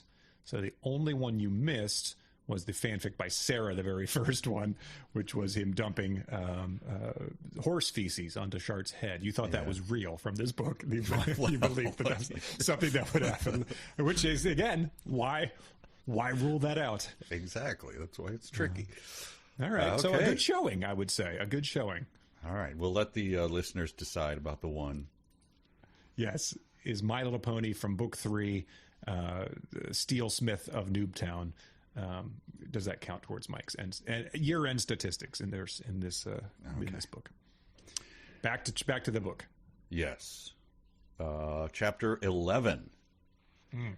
So here's an explanation: shadow goblins are elite goblins. Okay, so I'm getting out my Venn diagrams now. All men are mortal. Socrates is mortal. Who have been cursed by drinking the blood of the shadow god. Shadow goblins and elite goblins are not all caps, but camel caps, and shadow god is not lowercase. So, how would you do this? Do you like sneak it into a big gulp? Like, how do you shadow goblins are elite goblins who have been cursed by drinking the blood of the shadow god. Is that a good thing? Like, how do you, in other words, it has to be good, otherwise you wouldn't do it, right? Like, hey, shadow god comes into the room and you're like, I hope he won't see this, but I'm going to sneak around. Tap his leg vein. Yeah, I'm going to put a little... It's like those tribes do with the cows, where they jab them with the sword and then they drink the blood out of their neck, and then they close it back up. I'm going to do that too. Okay, fill up a mug for me too. I'd like to get some of that going. He's not going to notice. Trust me. Good, yeah. He's a shadow god. He's going on about his lore skill. He's not paying attention. Yes. All right. So then we got 2 mugs full of shadow god blood. We clink them, drink them. How much do you need to drink? We're cursed now? What? All we did was... We just drank the blood of a shadow god. You're telling me this had negative outcome? Come on. Let me pull up my character sheet. Oh, gosh. All right. So I guess I just shouldn't be drinking God's blood. That's okay. Well, maybe someone should outline these if you're going to make rules. Then Shadow maybe God is like communicate turning them. around going, you didn't just down a mug of my blood, did you idiot, Glackilsick. You dumbass. This happens every time I go to parties and people get a little tipsy. People just drink my blood. I can't go anywhere. Yeah, but then it says they are imbued with his power and are much more cunning and capable. So that makes it seem like a good thing. They get servants. They get normal goblins as servants. I guess so. But so are normal goblins elite goblins who haven't drinking the Shadow Blood God? Or do the elite goblins then employ normal goblins? Because elite goblins, you'd figure, can employ normal goblins no matter what. They're elite. You would think, but maybe do you have to? You can be a regular goblin who then becomes an elite goblin. Shadow goblins are elite goblins who have been cursed. Okay, so maybe there is a class of elite goblins who aren't shadow goblins. Correct. Yes, and maybe you could be a normal goblin. You could just power down a tumbler of Shadow God blood and be like, well, now I'm a Shadow Goblin. I didn't even need to take that 2-year program to become an elite goblin. Right. What a waste of time all those guys are putting in at the community college. Yeah, I tested out of elite goblins. You went? You paid the tuition, you idiot. I just drank blood, man. Some guy sold it to me in an alley. Yes. Wow. I've leveled up in winning. Winning. All right. So yeah, that's the Glackilsick is a shadow goblin. Glackilsick. Glackilsick. Right? Glackilsick. Glackilsick. Yeah. He also knows the spelling of his name with the parenthesis or the. That sounds like a 1980s the fifth reliever off the bench where it's like, oh man, it's a blowout. It's already 12-3 in the fourth inning. We got to get Glackilsick in there, just eat some innings for us. It's like Glackilsick's got a gut. He's hungover. Like, oh man, like I just gotta. I can't get sent back down. He was out with the Yankees the night before. Oh, God. Powerful mustache, but that's all he's got going for him.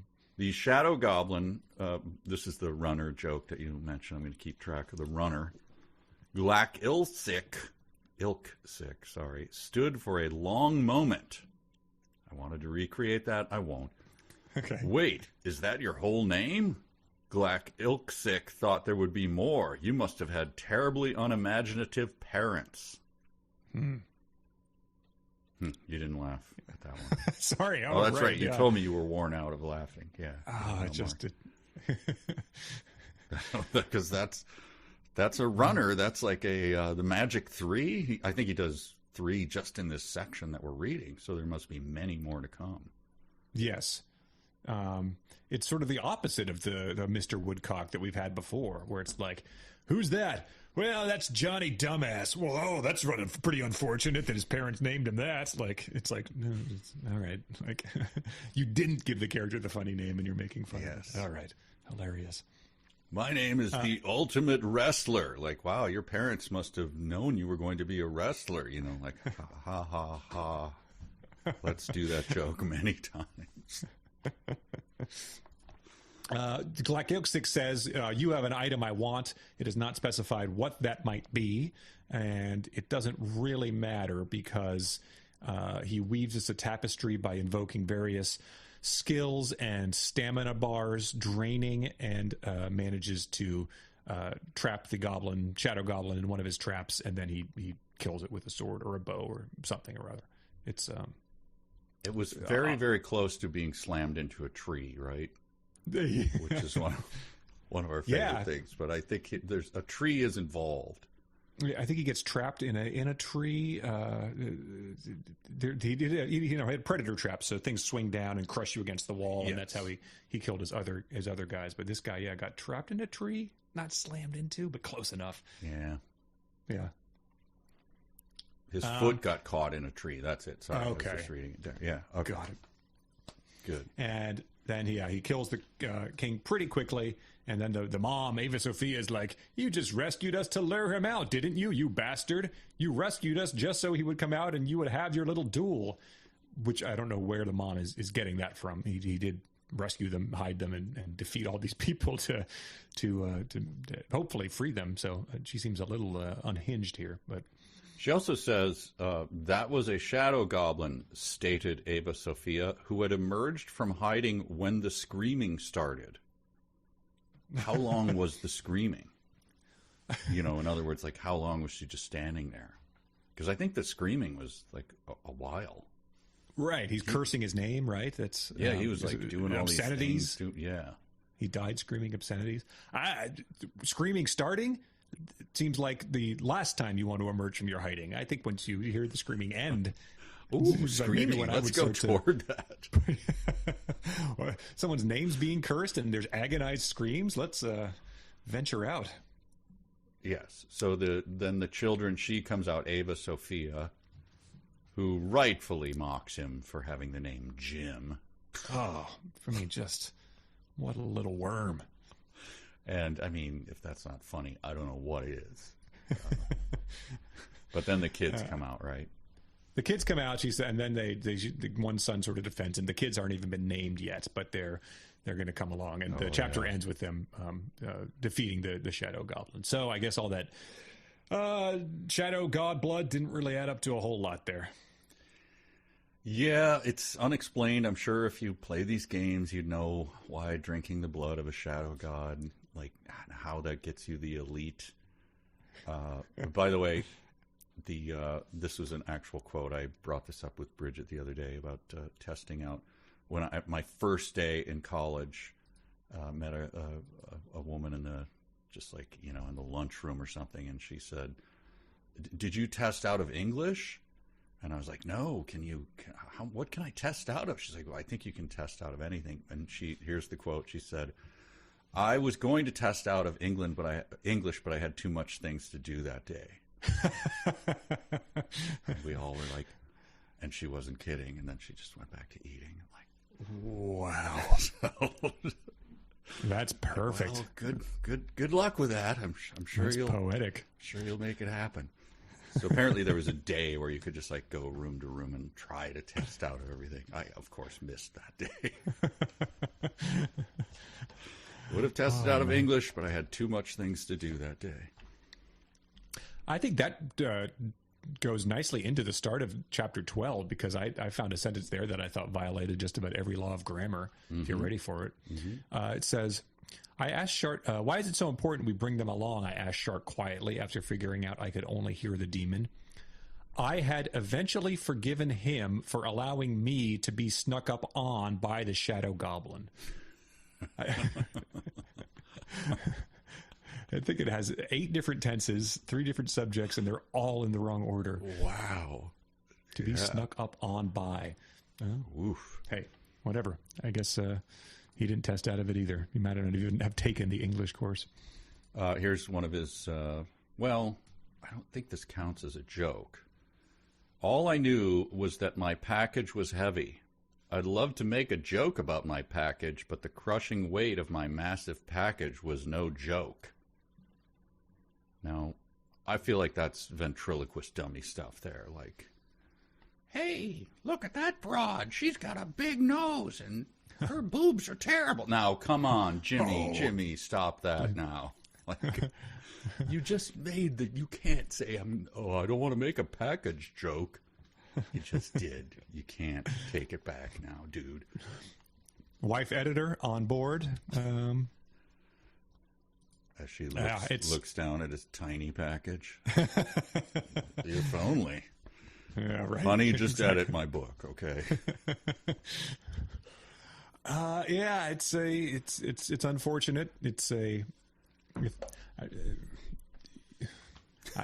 What else is there? What else is there to say? I had a massive package. I didn't want to make a joke about it. It's like, all right, what do you? Yeah, exactly. Ugh. Hey, so he mentions he's saying that to the little girl Eva Sophia, and that's who's right there as he's making the massive package joke. She says, "Are you sure that's not too much?"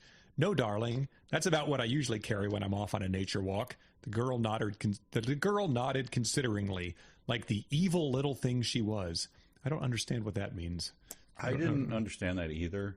Okay. I Just assume making it's some sort of joke. I actually forgot to note the boy's name at this point. The scrappy 11-year-old. Okay. Who could have been part of a detective agency as far as I'm concerned, back in the real world. His name was Joe Clarence. Joe Clarence. And then later it comes up, it's much later, it comes up with like, Joe Clarence ran. I had missed it the first time, so I actually did the full spit take, like, come on now, Joe Clarence. Joe Bob Briggs. Yeah. I don't know why he's named that. I don't get the joke. Is there a Joe Clarence? It's all rammed together as one. Yeah. Is that funny? Why Eve Sophia and Ava Sophia, by the way? Oh, that's a good question. I didn't even note that in the multiple times that I looked this over. Okay. It's probably just daughter of Sophia type of thing. But yeah, we haven't gotten what do much you want me into to the, do? again. He saw stars. The cosmology here, we're not really understanding. Sure. This kind of stuff is also part of that. Like, why daughter of from this region? Who knows? I don't know. This guy has trouble describing leveling up in leatherworking in a comprehensible manner. I think if he was trying to get into cosmology and why is there something rather than nothing, it might he might be in a little over his head, I would guess. So the major part of this first, 10 pages, which was, again, it's a chore to keep track of this stuff, was that he was carrying all the stuff. And the kids wouldn't, so he was like, eh. So it's like, I don't know, Laurel and Hardy joke from the 30s or something. Like, I'm carrying this. Like, whoa, And he's I don't have doing much this to with take his with face, me. Like, Yeah. come on. Yeah. Yeah, he's loaded up and he says the problem was that the difference between a video game and real life. In a game, my avatar would have walked on uncaringly. In real life, I was carrying just short of my maximum load, and I could taste bile from the strain. Wow. That's after I liked the. I did like this. Shart just refers this way to the woman Ava Sophia. Anyway, the broad might mention something about a dark overlord. You should probably be somewhat concerned about that. Sure, Shart, the eternal demon of whatever this realm is, just talks like a 50s lounge singer. Yes. That is broad. It's $2, babe, because that's what you're worth. And all that was preceded by upgrading of statistics and XP bonuses applied to various dodging and rogue skills, et cetera, et cetera. It really is something that you should take a look at if you are uncertain whether we're exaggerating how much of the book is contained by that, because reading some parts here and there is one thing, but when it is those things for 3 solid pages, it's something to behold. It does wear against you. And then so the resistance thing is something about this is where he gets into his skin. He tries to scratch his own skin with a arrow point or something. Oh, sure. Yeah. Because of, and it says, well, relatively speaking, as soft and pliable as a manly man's skin ever gets. It's not painting a good picture of this author as a human being, saying things like manly men and stuff like that. Like, I had a really good picture of the guy who named his car Shart before this part, and this is really undid everything. I was imagining the volunteering, the standing in the community. Oh, so yeah, there's a whole bunch of pages of him selecting things, and I'm sorry, I couldn't be. Here we go. Warrior also leveled due to the damage dealt. It seemed there was a big bonus when the levels were that badly unmatched. Rogue earned me some, but not enough to level. Unsuccessfully dodging didn't earn XP, and dodging isn't a high-value rogue skill anyway. On the other hand, dodging did earn SP, so my dodge skill was very nearly a novice. So, cup half full, right? Which is, at least I was on the same page. I was like, well, that's at least he's an optimist here with all these SPs he's earning. So I was glad he ended the sentence with that. And that was because, God. I believe Replied the Robot Pimp is one of our favorite things. Oh, ever. yeah. Very close to that. Gets so close, but I think... Oh, which one? Let the listener decide. I don't think he quite gets there. Well, he is who was setting you up to fight, replied the floating globe of evil. Again, not as good, but, it's in there. It's certainly, he's trying. He's trying for the prize. I need to know which specific type of ungulate feces he resembles. That's like... floating ball of evil is you gotta keep escalating here, heightening. Certainly. I thought you were going to say this one. He's just talking to Shart about, he's like, Shart is like, you got to watch out. This dark overlord is after this woman. And it says, not yet, replied Shart, whom I hated. You've been unclear about your feelings for this creature you've named Shart and urinated on, but I'm glad you really are bringing that home in chapter 12. It's important to reemphasize. Oh, my dearest Shart, whom I hated. And then the chapter ends with this. I think she says that the woman was fleeing King Harcharl's army of the West, and that's different than the Dark Overlord. Whether any of that is important, I guess we'll see. There's supposed to be a joke about that or something. Someone laughed. Oh, Joe Clarence thinks it's funny that he calls him the Dark Overlord. Like, no, it's just King Harcharles. Oh, or something. Ha ha ha ha. I don't know. Listen, settle down, Joe Clarence. But then at the end, Joe Clarence, he's sort of firing off one-liners, so I'm glad that he's recovered from being abducted by the goblins. Joe Clarence also killed a goblin himself. I think he, slit its throat.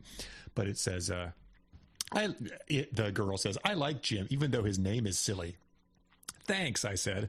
Don't worry, Jim, smiled Joe Clarence.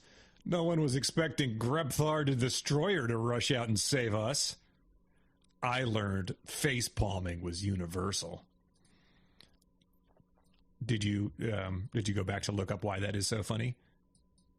It says Grebthar the Destroyer is the name he was initially presented with, and he changed it to Jim at the create a character mode. Okay.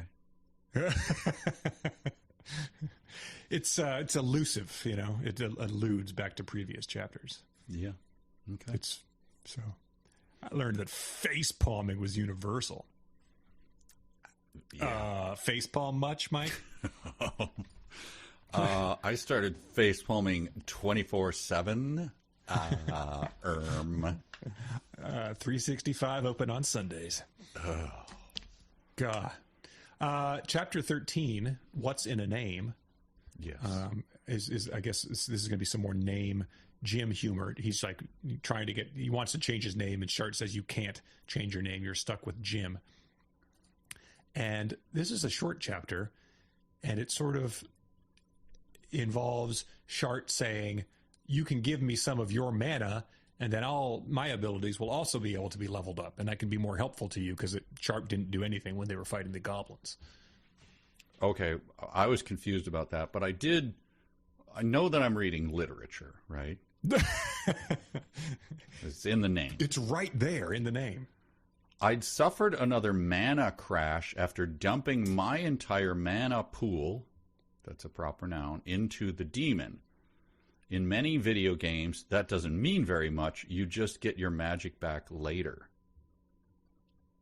Again, literature. How does he know that he's in a video game? I thought he died and was lamenting his wife and children. So what is he? So he knows he's in a video game, though, now? Well, like we said, does he ask any questions about that? Like, if you died and went to a video game, wouldn't you be like, man, I believed, my religion did not teach this, but hey, here we are. Like, that never comes up. Like, what he thought he would do. And so then he's like, in many video games. So you played a lot of video games.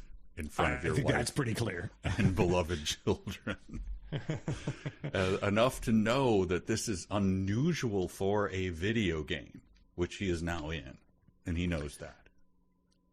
Correct? Correct. Yes, it's very unclear, and I think it hinges a lot on the unspoken thing with the author where just, you guys know what this is, right? You know what this is. It's one of those things where you get hit by a truck and wake up in a video game.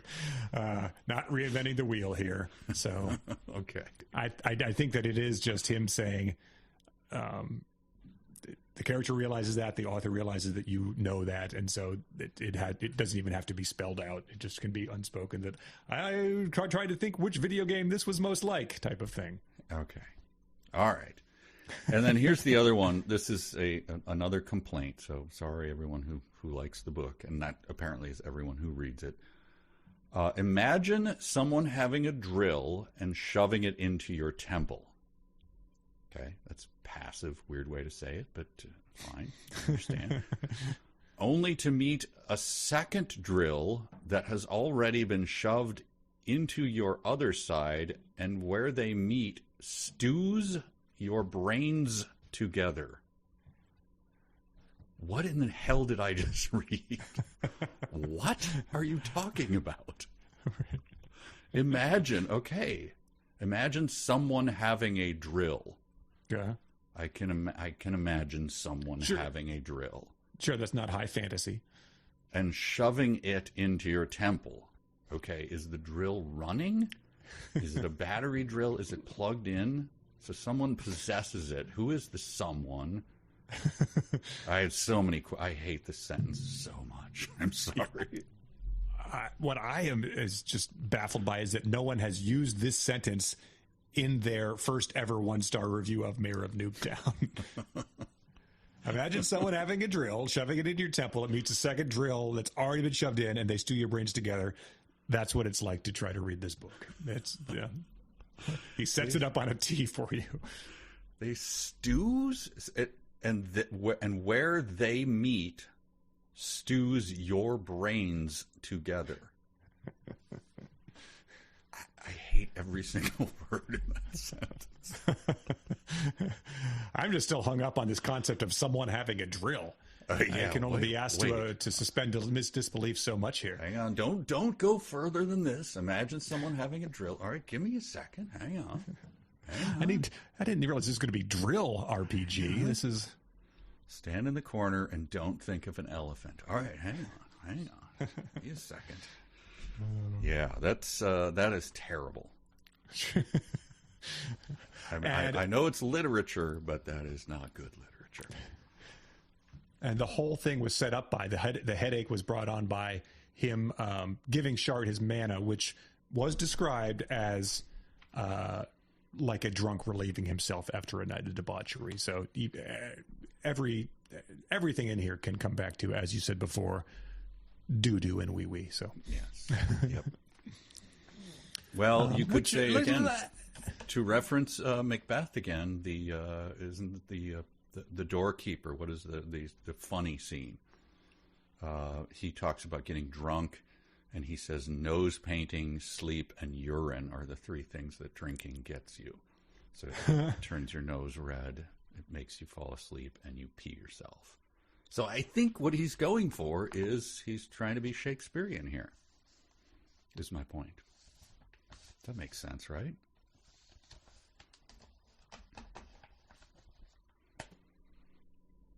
Oh, that was a little freeze.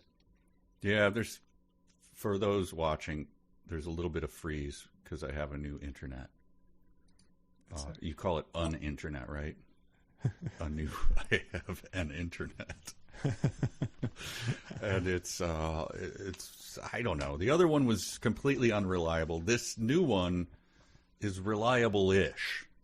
And that's the best I can do in my neighborhood. I'm not in Ohio, people. I have some lag. I'm sorry about that. I think they emphasized that in their Super Bowl ad, Starlink. They said reliable-ish. That was my takeaway. All right, we'll leave the freeze in. I was just going to edit it out, but here we go. Well, there's I think there was one. There's maybe two more. Who knows? Okay. You'll find out. I can never tell whether you're waiting for a punchline to hit or whether you've actually frozen up there. So yeah, there's people in my life who you do that to. You know those people where they do and we actually know someone together where they do the 5-second pause. when you say something and they don't react. Yeah. That's kind of what happens. Like you're doing a gag or something. Like anyway, so I started peeing all over that goblin, and then they just stare at you with no expression whatsoever. They're like, so that's what I did. Was peeing on the goblin. Finally, oh, were you? Oh, okay. Anyway, that's what an internet freeze feels like when you're in the middle of a point, and then all of a sudden it's like, are you frozen, or are you just like, I do not like what you just said at all? well, that's why you had to keep reminding yourself that had this been a video game, it would have happened this way. That's true.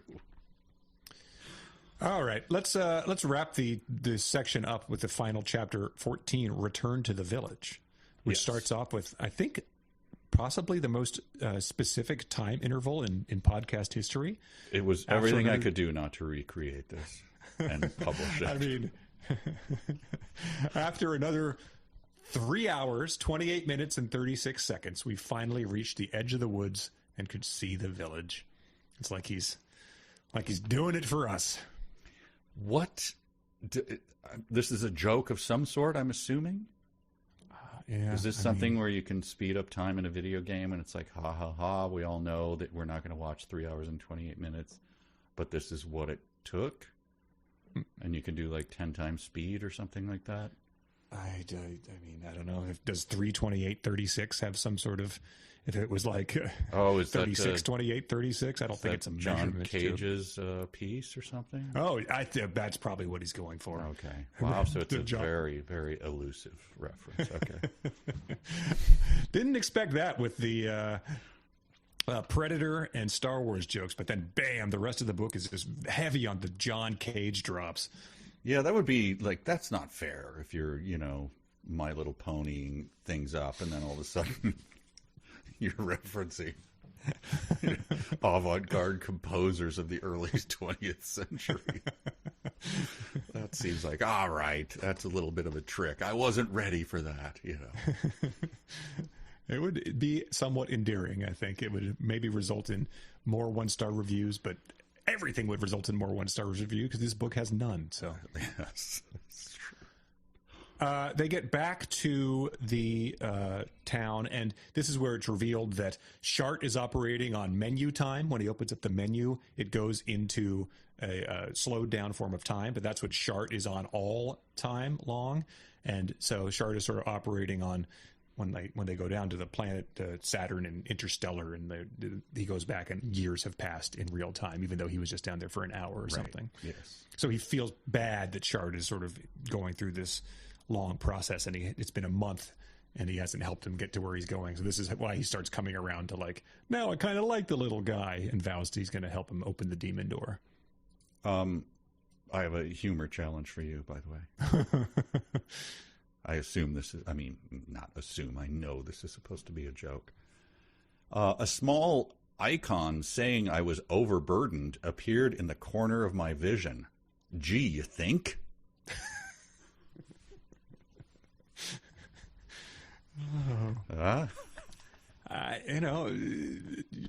Fourth graders sort of start to understand sarcasm. I mean, that was Stephanie Tanner's whole deal, right? Like, how rude. It's a catchphrase they got 9 seasons out of. So, gee, you think? We just got a video from, I'll put the video in here. No, I won't. My granddaughter, was doing Mr. Bean. She was supposed to say hello to me or something on a video, and then she's like, no, I'm Mr. Bean, so I can't talk. Wow, that's talk about raising her right. Yeah, so we're like, oh no. So we know she doesn't watch anything, so you are watching Mr. Bean and pretty much nothing else. That would be good choice. Yeah, that's like a little Stanford experiment or something. Like, yes. What if we only showed her Mr. Bean? Yeah, well, you talk about Plato's cave. There is only Mr. Bean. There is no other entertainment. That would be funny if he had his own series of, Mr. Bean sings real on the bus. Mr. Bean, teaches you how to count in Spanish. I'm assuming there's a cartoon, but who knows? I don't know. No. Could be. I had a question here. They say that we got to go to the village quickly because there are more goblins. Mm-hmm. Both children quivered. Joe Clarence recovered more quickly. Now, is quivering something you recover from? I'm not clear about like how long did the quiver take? Was it? I don't know. Maybe they were, in a religious ecstasy. They were shakers, and they were about to speak a word, and you quelched it. How dare you? Wow, that would be that's the only religion on this planet. It's like that. No, that's what we all do. Those goblins were in our church too. You killed them. Two groups of goblins are approaching, and this is where Joe Clarence makes the questionable decision to trip and fall in a mole hole, of all things, and wrenched his ankle badly. So there weren't real rabbits; they were electric rodent Pikachus. But then there are real moles in this town. So you don't want that to happen. Not to Joe Clarence. Yeah, not Joe Clarence. That's hard to sort out. The fact that there are electric rodents, but then there are real rodents, I guess. Sure. The moles could be electric. He just found their holes. He didn't see them. The joke, the runner that I talked about, here's the magic 3 for it. And since this is chapter 14 of many, I'm assuming it comes up again. The goblins all paused, then looked between each other. Just Jim? Did your mother know you were a foolish dog from birth, so she didn't waste words on you? So, I think the British call this a damp squib, when something is just like, you shouldn't, from the beginning, this was not going to work. But he is writing it as though it is a wolf. I mean, he is just, no, you say it's not funny. I not only think I'm going to hang a lantern on this baby. This thing is going for the long run. Well, he does hang a lantern on it because he says right after that in italics, so he's thinking it to himself, that was getting old. It's like, you don't need to fill us in on that aspect of your novel here. Wow, he's doing that's probably elusive to Shakespeare then, the aside. Sure, yes. The breaking the fourth wall. This was getting old. I think it's going to, what are your bets on whether it shows up again? The amount of times when I was looking through those reviews to find the funny ones to start with, that people were like, I just love Jim. So I think it just is, Jim becoming King Jim or whatever he ends up becoming is going to be just nonstop hilarity throughout all 8 books, I would guess. So I think the name joke is going to come up at least 5 more times, is my guess. And he's going to go like, why does everybody say that? It's going to be that kind of a thing. So right. And maybe I'm biased just because that's my dad's name, but I don't know. If you're going to pick a name to just have everyone make fun of, you could have picked something a little less common. I don't know. So he sees the goblins and the wolves. I spared a moment to truly look at the wolf and realized that wasn't really what the creature was. It was a much larger beast, and its eyes showed an intelligence far greater than a wolf should have. How is he misidentifying wolves at this point? That's a very good question. Well, I mean, you don't, like, if someone, you mentioned zebras earlier, someone shows you a zebra, you're not going to be like, that's clearly a mountain lion. Like, what? I don't understand. Why are you misidentifying wolves? I mean, it's very, very wolfish, but it's much, and then he goes on to say it's much larger and has different eyes, and I'm like, what? I guess. Do you get up closer and then you realize what it is? I don't know. Sure. I guess if I was in a room with a wolf, my perception of what a wolf is going to be might not be accurate just because I've never been close to a wolf before. I thought that this was going in the direction of, dire wolves had a bit of a last decade in the teens with Game of Thrones and all. So I assumed that could be where this was going in that direction, but he doesn't specify what that is like. But it's just a slightly bigger, smarter wolf. Right. I just wish, could he just asterisk those moments and say, like, this is a reference to dire wolves from Game of Thrones? And then you could just go, okay, thank you. I just didn't know what you were talking about there. He's not shy about doing that with Dutch and Predator and Kevin McAllister. So That's the thing, is that if you're ever like, is this thing I don't get a reference? The reference base is, it doesn't dig deep, So I think that we might be giving it too much credit when we're wondering about that sort of thing. It's not like what was that thing we referenced in the riff tracks last year that Sean knew about, like Eldrick of Labutsnik or whatever, that Sean was like, no, some people will get this. And it's like, I believe you, but he's not going to that pool of fantasy references. He's talking about Home Alone and Predator. So yes. I don't think we have to worry that it's some Gary Gygax thing, or Gygax, whatever you say. Yes. How about this line? The goblins are outside trying to get in, but there's an enchanted wall around the town. A goblin summons the big goblin is a shaman, Gurk Tikok. Mm-hmm. Again, I don't think there's a joke there. He began waving his hands high over his head, gathering up a much larger orb of magic. It took him nearly 20 seconds before he was ready, and the orb flashed down quite impressively. The orb hit the outside of the barrier in a manner that I would describe as soft-boiled eggs hitting a windshield. You can just describe it that way. Go ahead and do that. It's your book. If I may describe it, I would describe it this way. You can. I'd be happy to let you. Excuse me, he was waving his hands in the air? Was he clicking his claws together as he ordered the crab-like King Goblin? Yeah, maybe. That's the wolf is that much more impressive. It could be King Wolf as well. What was the King Ding? Was that the King toy? Ding? King Ding was the giant toy that the kid went like. He did the Kevin McAllister. Speaking of, yeah, King Ding. Now, see that's a reference you need an asterisk to then explain to people. The King Ding of the Dingalings, I believe, featured in one of our Riff Tracks live shows. Short, like. What, 12 years ago or something? So, yeah, we've got King Crab, King Wolf, and then King Ding, and probably King Jim probably happening later. Yeah, okay. This whole thing is the wall. I don't think we were told this until it happens, but the boy, Joe Clarence, throws something at one of the goblins. If you throw something from inside and it goes out, it negates the wall, comes down for 5 minutes. And so okay. Yeah, it sort of sprung that on you as it happens. But then he's like, the goblins are like, we think the wall's down, but maybe he's just bluffing. And if you try to go through it without it being down, you get incinerated on the spot. So there's a whole back and forth thing where it's like iocane powder. Like, well, if you say you're bluffing, then it must mean you're not bluffing. But that might mean you want me to think that you're bluffing.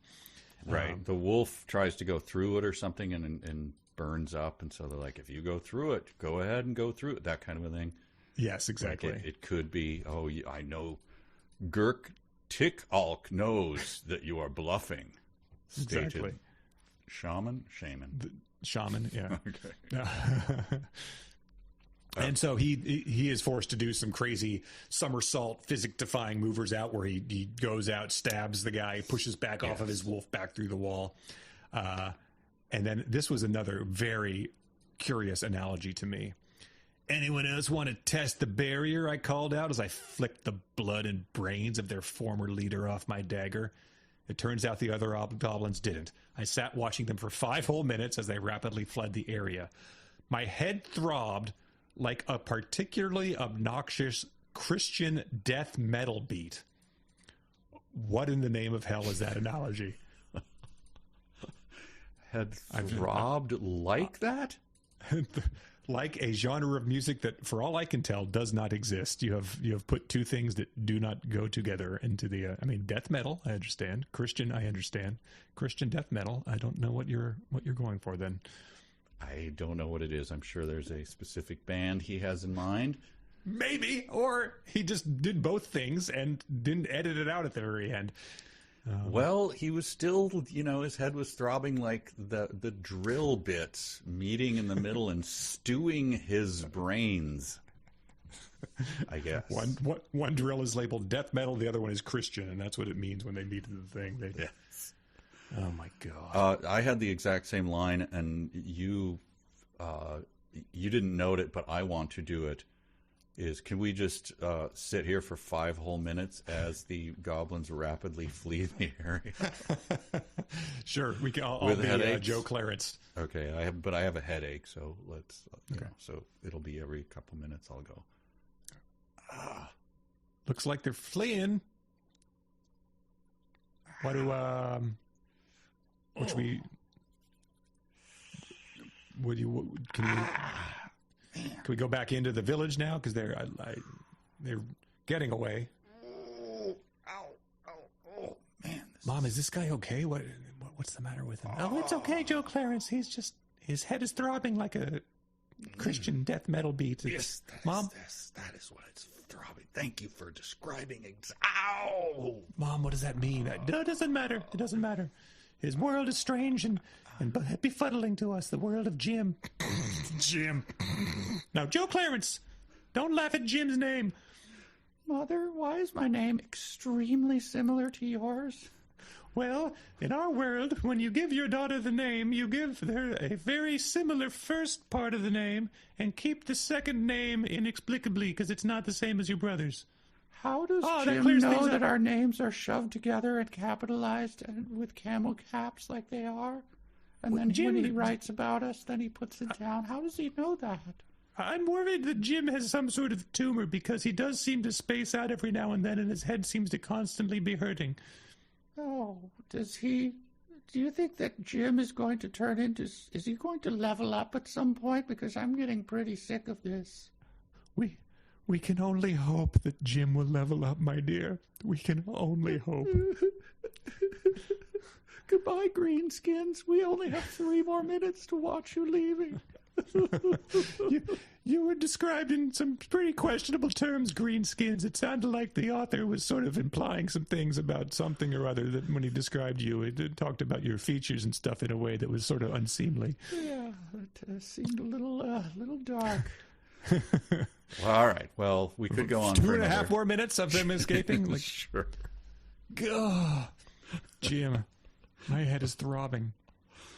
5 minutes. Watch them leave for a full 5 minutes. And, of course, Shart was there the whole time, too. He was not mentioned, but at the end of the chapter, he's referred to as the cloud of flatulence that followed me everywhere, was able to keep up using his increasingly functional wings. So he's, I think he's able to fly a little bit now. He doesn't have to ride everywhere on its shoulder. Wow. But R2-D2, he's still just... he can fly all the time. Oh. Increasingly functional wings. Okay, so he has wings. Mm-hmm. But he's on his shoulder? Is he sitting? He was sitting on his shoulder initially, and now I think he's, since he's been feeding him his mana, he's been urinating his mana stream into Shart, giving him the headache that feels like the 2 drill bits meeting and stewing your brains. Right, stewing the brains. I think that's giving Shart more increased abilities. Okay. Increasingly functional wings. He must be like, have you ever seen The Life of a Dragonfly? I highly recommend this to people. Watch it. Dragonflies, like 1/100th of their life is being a dragonfly. Most of it is like being underwater as a dragonfly nymph and eating tiny fish and stuff. And they have, the whole time they have their weird little like vestigial wings. Huh. And then all of a sudden they like somehow they pop out of the water and become a dragon. Wow. It's utterly bizarre. Anyway, look it up. Yeah. I think that's what he's going for. Yes. But with a cloud of flatulence as opposed to a cool-looking dragonfly. Yes. Woo! All right, that's it, right? Wow, that's we're gonna level up into completing the episode. Wow! All right, I think that's how it works. Yes. But so yeah, that's halfway through the book. Before we wrap up, though, let's do the dumb sentences of the week. Dumb sentence of the week. So these are the dumb sentences of the week, submitted again by our Patreon listeners at patreon.com/372pages. So much to pick for. This is just an abundance, but I think people found the good stuff this time. Mike submitted, it wasn't quite like woodworking on Earth, but it wasn't entirely dissimilar. Mike said it was like woodworking or it wasn't. Just pick. And Mike also said Xbox Game Pass just added the first Final Fantasy game, which he'd never played, so I decided to give it a try. I spent the first hour wandering around a forest killing wolves and goblins to grind experience points. I think we found our author's inspiration. Blake submitted, we just covered this one. The orb hit the outside of the barrier in a manner that I would describe as soft-boiled eggs hitting a windshield. And Blake said, it's good to know that he would describe it that way. I thought I was reading someone else's books, and they were telling me how they would describe things. In fact, maybe we should be reading someone else's books, and he could inject commentary. Aaron and Ben both submitted, it was time to Kevin McAllister place up. Okay. I didn't want to be unfair about the typo, but it is nice that it was there. Jackson submitted, the problem there was the difference between a video game and real life. Kara submitted, that's when I realized that I'd pissed myself. And she said, there comes a point when you have to wonder if it's the author's fetish. And maybe that's what the guy tapped out in book 8, 2% of the way through. Who knows? Harrison submitted, it seemed there was a big bonus when the levels were that badly unmatched. Skylar submitted, furthermore, I had the core crafting skill, which granted me crafting ability in all crafts. Samuel Jackson, say craft again. Yes. Mark submitted, we had been jogging to conserve energy. Now we spent it like wastrels. And Mark's, I noted that one too, but we didn't read it. And Mark said, wastrels waste their money foolishly. Running for your lives sounds like a pretty reasonable use of that energy to me. He didn't bother to look it up. Hayden submitted, Eve Sophia, the little girl, was also carrying some lighter objects, but as she was only 9. And his commentary was, hey, thanks for editing my book, babe. Really helps my ideas shine. So yeah, to emphasize, that sentence ends with, but as she was only 9. Wow. Harris submitted, in fact, we actually had walls, technically. And he said, in fact, actually, and technically all mean the same thing. It's a 7-word sentence, and more than half is meaningless. Sarah submitted, yawning, I figured it was the mountains, possibly enchanted, turned day into night earlier than should be possible. And she said, care to elaborate? No? Well, then back to the character sheet. Amanda submitted, you will see the true power of Jim. Jay submitted in the response to insults about his name, that was getting old. He said, it is getting old, sadly. It is not getting funny, but it is getting old. Braden submitted, the other was doing something I hoped was dicing, and also he had a stomach ache. He said, what is dicing? Why does he hope the goblin was dicing? And what the hell does having a stomach ache have to do with whatever dicing is? I hope we dwelled on that for so long that I hope people agree with my visual explanation. Let's delve into it for 5 straight more minutes. Hang on. Here we go. No. Right. Janelle submitted, as soft and pliable as a manly man's skin ever gets. She said, it's a Kleinian joke. I think that is a joke that isn't meant to make anyone laugh but himself and other like-minded morons because they don't know what an actual joke sounds like. Nathan submitted, I don't know what the force is, but it sounds stupid, replied the demon. And he says, I hate when I'm in agreement with a character named Shart. Chap submitted, however, none of that was required. And said, thank you, Ryan Rimmel. You could have said something like, I had an elaborate plan for dealing with goblins and wolves if the magic barrier were to fail, and then dismiss it with this sentence. Instead, you chose to open chapter 10 with 6 paragraphs of describing the plan before dismissing it. Maybe I should nominate this for most infuriating sentence of the week. Amy submitted, the wolf bucked his rider, who was also similarly afire. And she said, also similarly, nearly made me fling my laptop across the room. 372 pages, not responsible for any laptop or Kindle damage incurred. Yeah, we always recommend you tape the thing to your hand before you start reading. If it's, a book you can maybe get away with, but just watch the stuff around your room. But a laptop or a tablet or whatever. Tape it to your hand. Yeah, get one of those straps they had with a Wii when people were tossing the Wiimotes through their TV. Yeah. Alejandro submitted, this combined with the general short construction times in the realm plus a love of the original Predator movie allowed me to construct a significant number of traps in considerably less time than one would expect. And he said, you could tell me this was from Ernest Cline's new magnum opus about video games in the 80s and I would be none the wiser. And Colin just said, I'd like to nominate all of them. Every last one. Okay. So, let's see. I think I had something that we didn't say. Oh yeah, here we go. These are just dumb. Focusing behind her, which was tricky due to the menus, I could see the first goblin exiting the gully. Wow. And then also, I examined him with lore. What? I said that lore is something you use to gain insight into your other creatures' abilities in this. Okay. So. Oh, all mine were burnt. It was a good week for them. Yeah. Yeah, that was people seized upon the good stuff in this one. So yeah. Well, there you go. Thank you, everyone. Just as you go about your week, make sure that nobody has Kevin McAllistered place up. And I would recommend staring at people as though the screen has frozen. Just try that as an experiment. And don't respond to them for 5 seconds. And see what they do. And then report back to us. Yes. Thank you. Thank you. Bye.